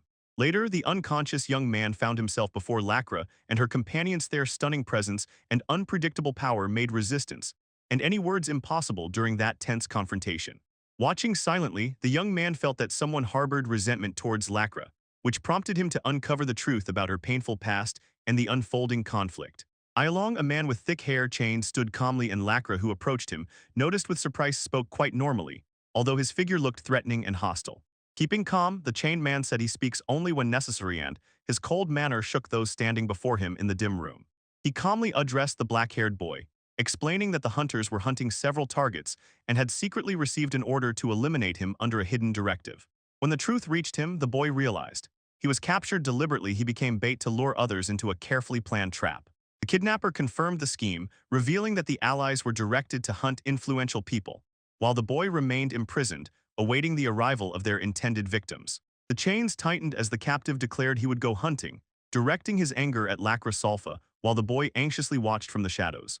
Seeking answers, the boy calmly asked about the reason for the pursuit, and learned that revenge against Lacra drove that man, his relentless determination and hostility. Considering the situation carefully, the boy doubted that Lacra was truly ready to kill, sensing that behind the man's offense and unwavering conviction lay deeper circumstances. Pressing further, he posed a bold question to the captive. A tense silence fell in the dim room, unsettling both allies and enemies. The man revealed his tragic past. A demonic father raised him as a victim, igniting in him a thirst for revenge and an unbreakable hatred for humanity. The bound man listened calmly until the boy concluded that his revenge was meant to restore his father's honor, unveiling a painful past without love or warmth. With unwavering confidence, he admitted that his father never loved him, yet still remained superior to the people who sacrificed their own child for survival and selfish desires. Suddenly unleashing his power, the prisoner declared that he survived thanks to harsh training, and revealed that Lacra had unconsciously killed his demonic father during a fight. Consumed by rage, he stated that his father's honor was disgraced, swore to take revenge both as a man and as a demon, and his dark presence only intensified. Understanding the situation, the boy realized. He was captured deliberately to draw Lacra into a confrontation with the Avenger and force them to resolve the inevitable conflict. The Avenger in chains confirmed his plan. The boy would live until the last targets were eliminated. His words carried unwavering determination and icy confidence. Without losing composure, the boy responded quietly and confidently, hiding his tension, watching his kidnappers closely and assessing their intentions in the dark, cramped room. Analyzing the situation, he realized. The hunters cooperate out of self-interest, not loyalty, and this exposed weaknesses that could be exploited to survive. Resolutely determined to break free, the boy began devising a strategy, relying on logic and patience to overcome the dangerous situation surrounding him. Meanwhile, Lacra stood peacefully in the cathedral, unaware that her return awaited an inevitable confrontation. Lacra rushed through the cathedral corridor, breathlessly apologizing for being late and scolding herself for being late and letting down those who waited for her. Reaching the chamber, she listened anxiously as others calmed Eli, who, realizing the danger he had endured, acknowledged that she was his appointed guardian. Despite the tense atmosphere, Lacrosse Blunt received a mild reproach for her words, but her timely appearance proved to be a salvation. She was sincerely thanked for preventing the situation from worsening. Later, wandering the market, she felt a strange presence that sparked her curiosity and prompted her to investigate the mysterious phenomenon. Following the source, Lacra discovered a hidden barrier blocking the entrance and decisively broke through it. Lacra broke through the barrier and emerged directly in front of the attackers. Stunning them, her sudden appearance disrupted their plan and forced them to retreat. The attackers swiftly retreated across the rooftops, abandoning their target, while Lacra remained alert, watching their escape with growing anxiety. In the cathedral, Ilias recounted the danger he had endured, confessing that without Lacra's timely intervention, he would have perished. He listened quietly and turned over the event in his mind. Lacra was puzzled by the attackers' motives and could not find any of his own actions that might have provoked such hostility. Though doubtful, she accepted the comrades' thanks, knowing that her intervention saved a life and prevented the enemy from achieving their goal. Gathered in the room, Lacra and her companions discussed the dangerous enemies, speaking anxiously that negotiations were impossible and fearing for the hostages' safety. Their tense faces did not hide the growing anxiety, silently understood the full seriousness of the threat and how urgently a way out needed to be found. Suddenly, the guard handed over a letter. All shuddered when they realized it contained decisive information about the hostage's fate and the enemy's demands. Having read the message, they came across instructions for a meeting at the Western Square, harsh conditions, and a cold warning. Disobedience would result in immediate execution. Far from the city, the hostage was locked in a secluded cabin and did not even suspect that the approaching confrontation would soon determine whether he would survive. Tightly bound in the cabin, the boy faced a sadistic threat. His kidnapper was considering whether to maim him to leave no chance of escape. The woman responded confidently, boasting of her healing magic and not hesitating at all to prolong his suffering for her twisted amusement. Nearby, the long-haired Avenger stood indifferently, allowing everything to unfold, silently observing and not interfering in this brutal clash. Grasping at a desperate chance, the boy struck his head against a wooden post, deliberately injuring himself to provoke an immediate reaction. Blood flowed freely, he forced the woman to heal him, cunningly turning her cruelty to his advantage and, despite the pain, maintained calm determination. The boy, despite the injury, activated a small magical circle, and gritting his teeth from pain, resolutely tried to demonstrate his limited magical power. Gasping, he admitted that his weak magic did not allow for quick recovery, so he had to rely on his own endurance rather than powerful healing blessings. His kidnappers waved him off. Considering him harmless, the shackles and wooden sticks supposedly would not allow him to escape or interfere with their plans. Accepting the difficult situation, he remained calm, carefully observing their actions and searching for the slightest chance to turn everything to his advantage. In silence reflecting, he noticed Equix's hostility towards Lacra, gradually uncovering the motives of their actions while enduring captivity with unwavering resolve. Carefully watching his torturers, the boy analyzed their behavior. The more he studied their actions and interactions, the clearer their instability became. Although he understood their characters, he felt that true understanding was still far off, and therefore did not know how they would act in unexpected situations. Determined, the boy accepted the risk that awaited ahead, deciding to cross his usual limits and plunge into greater danger to achieve his goal. His eerie calm attracted attention, surprising the woman who noticed his unusual expression while he silently held thoughtful determination. Calmly explaining his condition, the boy said that he involuntarily copies others and uses this strange trait as a survival strategy in captivity. The woman looked at the young man with admiration, intrigued by his anxious gaze, while he maintained a calm, unreadable expression despite the difficult circumstances. Around him, the captors mocked his behavior, seeing something troubling in his calmness. But at the same time, they could not help but acknowledge the unusual determination he showed in captivity. Sitting restrained and reserved, the young man accepted their hostility without resistance, pretending to be a nobody and hiding his true intentions beneath deliberate modesty. He appeared weak and vulnerable, but consciously fueled their assumptions, allowing them to underestimate him while patiently waiting for his moment to act. Around midnight, Ilias reads a letter detailing the hostage exchange at the Western Square. She carefully assesses the situation, sees the political subtext of the threat, and increasingly suspects that rival factions are manipulating events from the shadows. Plans are born instantly with the start of preparations. A messenger sets off swiftly, and allies hastily get ready, adapting to the harsh conditions imposed by the enemy. Somewhere else, the king agrees with the outlined plan and, understanding the danger ahead, allows the group to continue the mission without his direct involvement. Finally, Ilias sets out with quiet determination, burdened with responsibility on his shoulders, knowing that the enemy has already anticipated his moves. Ilias receives a stern reminder from the chief: cast aside regret and take full responsibility for the unfolding crisis. She responds to the order with unwavering resolve. Soon the preparations intensify. Comrades gather, the threat becomes clear, and a devoted assistant fervently promises to help Ilias protect their leader. Wolf decisively steps forward, refusing to be excluded from the mission. Confidence shines in her, and she insists on joining the operation despite others' fears. Ilias hesitates. The enemy seems too strong, only danger lies ahead, and she doubts Wolf's involvement because she fears she cannot protect the young half-human herself. Unafraid, Wolf swears loyalty and resolutely declares that he will protect his master. Her burning determination lifts everyone's spirits as they prepare for the dangerous journey. Ilia warns, the enemy cannot be defeated head-on, one must act carefully and thoughtfully, with resolve in the heart, using every available advantage to overcome the looming threat. Her leader firmly confirms the order. Cast aside nighttime pride and turn these adverse circumstances around, reminding Lady Rachel that the same responsibility rests on her shoulders. Taking the burden on her shoulders, Ilias resolutely places the hostage's rescue above all and is ready to risk everything, stepping toward the dangerous mission. She reflects on the strange nature of the hostage and recalls her past failure. This only hardens her resolve to protect him and save his life, no matter what.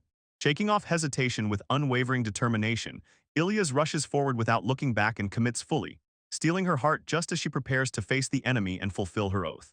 Ilias walks under the night sky, quietly hoping that peace will not change, though a dangerous mission awaits her ahead.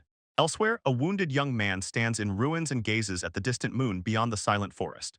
His wounded face quietly radiates resilience, shadows hide emotions, and behind the tired expression determination still smolders. Freed from chains, he steps forward, slowly and gratefully nodding to invisible allies as the cold night air envelops him. Before leaving, he calmly raises a finger, resolutely preparing to reveal something important, while his battered figure fades into the silent darkness. On the quiet square near the western wall, the city bell echoes under the night sky as Ilias and her companions arrive at the designated place.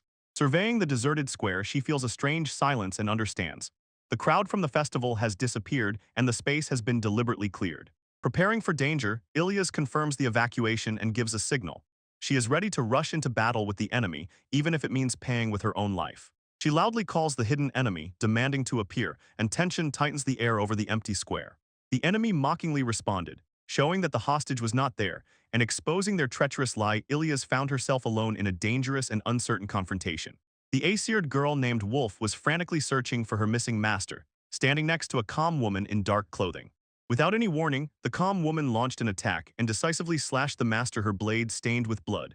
And Wolf was shocked because the attacker acted without hesitation. Rage burst into Wolf and pushed her to rush at the enemy indiscriminately, but an ally intervened swiftly and restrained her before this impulse could cause more harm. Heavy chains broke outwards, binding the enemy woman and preventing her from causing further damage. Soon the master broke free from the whirlpool of energy unharmed, despite what seemed like a blow. Wolf felt relief as the conflict moved into a phase of restraint. The wounded man stood without shackles, and the woman with a sharp gaze stared at the blood on his shoulder. Accusations were brushed aside, and the tension between them only thickened. A cold determination appeared on her face, and she warned that she would kill him if he tried to escape. The soldiers nearby stepped back and watched quietly. Confidence in the wounded man suggested that they expected him to hold on. Though wounded, he remained calm and carefully measured the distance. Awareness of his own freedom slightly tipped the scales. Chains wrapped around his hands and a barrier fenced the square. In his heart, determination hardened as he prepared to confront his father's killer. The chains burst outward as the priest in the mask lunged forward, swearing to take the enemy's life to restore his father's honor. Rage contorted his face. The young woman looked with confused calm and confessed that she had never killed anyone before. Her embarrassment sharply contrasted with his fury. Shock flashed across the priest's face. The truth about his adoptive father, once a defeated devil, surfaced, and anxiety spread among those present. Anger flared up in him again. He condemned her past victory and declared that he would regain his lost dignity, while the chains tightened around his trembling hands. Instead of fear, the woman asked the devil who he was, with mild curiosity. Her uncertainty further agitated the man consumed by revenge. With a fierce scream, the priest in the mask hurled his chains forward, delivering a merciless strike meant to instantly crush his opponent. Shockwaves exploded across the square as steel links crashed into resistance, raising dust and tearing apart the stone pavement. Watching from afar, the officials tensely raised the alarm, and the enraged attacker swore ruthless revenge, his murderous intent spiraling out of control. Before his attack could unfold, the opponent closed the distance, and with decisive speed and stunning force pushed him down. Despite the heavy blow, the priest forced himself to rise, felt excitement in the enemy, his determination hardened, and the confrontation became much more dangerous. Chains whipped across the square in wide arcs, breaking walls and tearing stone, while the fight between the two figures raged wildly. Amid the ruins, the wounded man collapsed onto a ledge, blood flooding his shoulder, and distant blows echoed muffled behind him. A dark thought arose. He asked himself when his attachment to this world began to dissolve and the sense of self-worth slowly crumbled. Deep fatigue settled in him from constantly standing between justice and cruelty, continuously wavering between opposites. Eventually he understood.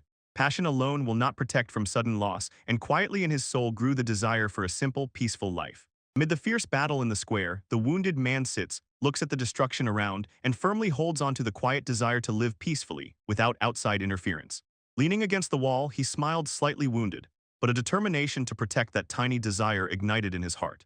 Wolf lunges forward and with a precise kick strikes the opponent, not losing control and testing his reaction and ability to defend under sudden pressure. The initiative shifts, a counterattack pushes it back, and another figure watches, noticing with what fury and speed the clash is taking place. Now a powerful slash swept across the ground, but instantly a barrier rose, blocking the attack and restraining the blow within a controlled space. Although she does not know what tricks the opponent uses, Wolf grits his teeth and finds calm. Dark energy rises around her. She stands firm, restrained but aggressive, preparing to rush forward and mercilessly crush the opponent. A fierce clash erupted. A powerful strike collided in the air, energy scattered in all directions, and a distant observer watched the fight with quiet anxiety. Elsewhere by the wall, a wounded man sits. He is completely motionless as the commotion reaches him. Chains broke free from the blonde, rapidly spreading, while she restrained her power, trying to control the situation so that no one would die. Tension rises, her rival bursts forward, not yielding, driven by personal determination and an unwavering desire to keep fighting. Brutal force crashes down as the chains strike heavily, overcoming resistance, while the distant man silently watches, assessing the outcome without intervening. The wounded man calmly observes amid the chaos, and nearby fear spreads as others realize. The fight is getting out of control. Chain Surge rages fiercely across the battlefield, expanding in all directions, while the enemy relentlessly unleashes overwhelming power. Wolf stands firmly behind the barrier. Before him looms a tall, dark figure in chains. He cautiously holds the defense and watches the threat without looking away. Rage intensifies. The enemy tears forward, putting all strength into a direct strike, forcing Wolf to react swiftly under increasing pressure.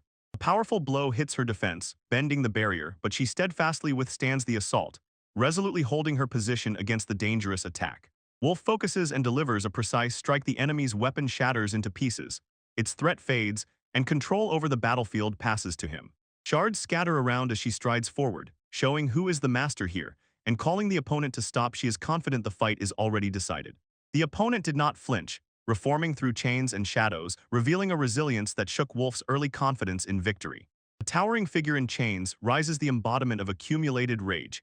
Its presence sharpens the battlefield and presses on everything around with oppressive force. Chains roll endlessly, striking Wolf's defense and proving unbreakable. The attack does not stop and forces her into a prolonged struggle. Fear spreads among the passers-by, the situation worsens, and the wounded man calmly watches, studying the wolf's hesitation and limits. He observes her restraint and realizes she refuses to kill, even when faced with fierce hostility and mortal threat. From a distance, he considers other options, sensing that a direct attack will not work, and begins to seek another way to break the deadlock. Chains relentlessly tighten Wolf's barrier, draining her strength, while the opponent intensifies pressure and aims to completely exhaust her. Panic rises among the spectators. Chains close in. Chaotic pressure covers everything and pushes the wolf closer to collapse. A sudden clash exploded. Fighters collided with each other. Shockwaves spread across the ground, and the opponent lunged forward with aggressive force. Tension rises. The woman with the sword feels the weapon draining her strength, making her hesitate whether to prolong the fight. The man carefully studies her movements, sees that everything is planned, and notices the trick hidden in her first move. The fight intensifies. They exchange lightning-fast strikes, but the man changes position, trying to disrupt her rhythm and gain the advantage. Confidence grows in the swordswoman. She maintains control, feels the weight and strength of her blade, and prepares to outlast her opponent. The opponent smirks confidently, unafraid of the pressure, stays calm, and prepares to counterattack. Suddenly, the ground beneath him shifts, breaking his footing. Hidden magic altered the terrain and threw him off balance. The wolf instantly lunges forward, catches an opening, and delivers a direct strike, while keeping the shifting battlefield under control. Hand-to-hand combat begins.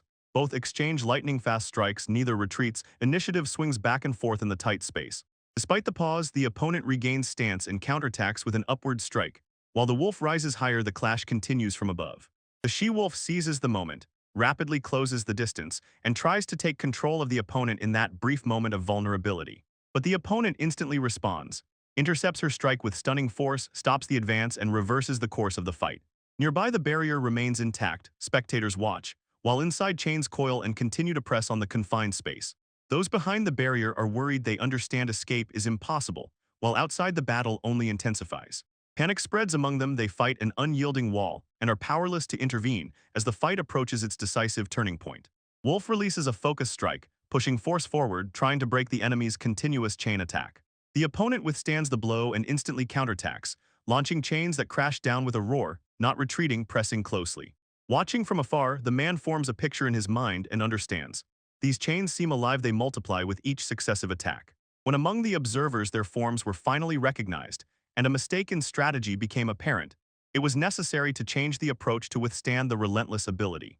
The she-wolf swiftly dodges a heavy blow, refusing to fall, preparing to adapt and deliver a response to the endless chain of attacks. The she-wolf jumps high, trying to break free from the advancing chains, and the opponent reacts, watching her movement with increasing tension.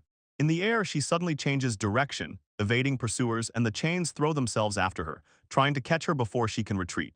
The pressure increases. Several chains rise around her, surround her, block escape routes, and drive her into a narrow passage. Landing strategically, she prepares the ground, deploying a new defensive position to stabilize the situation. A new barrier arises, stopping the advance, and the opponent sighs angrily. Her attempt to draw into direct combat failed. She reveals her intention. The barrier stands not for defense, but to control the battlefield and narrow the opponent's movements. Taking a position above, she gazes at the chains in the confined space, preparing to exploit their behavior and accumulated energy.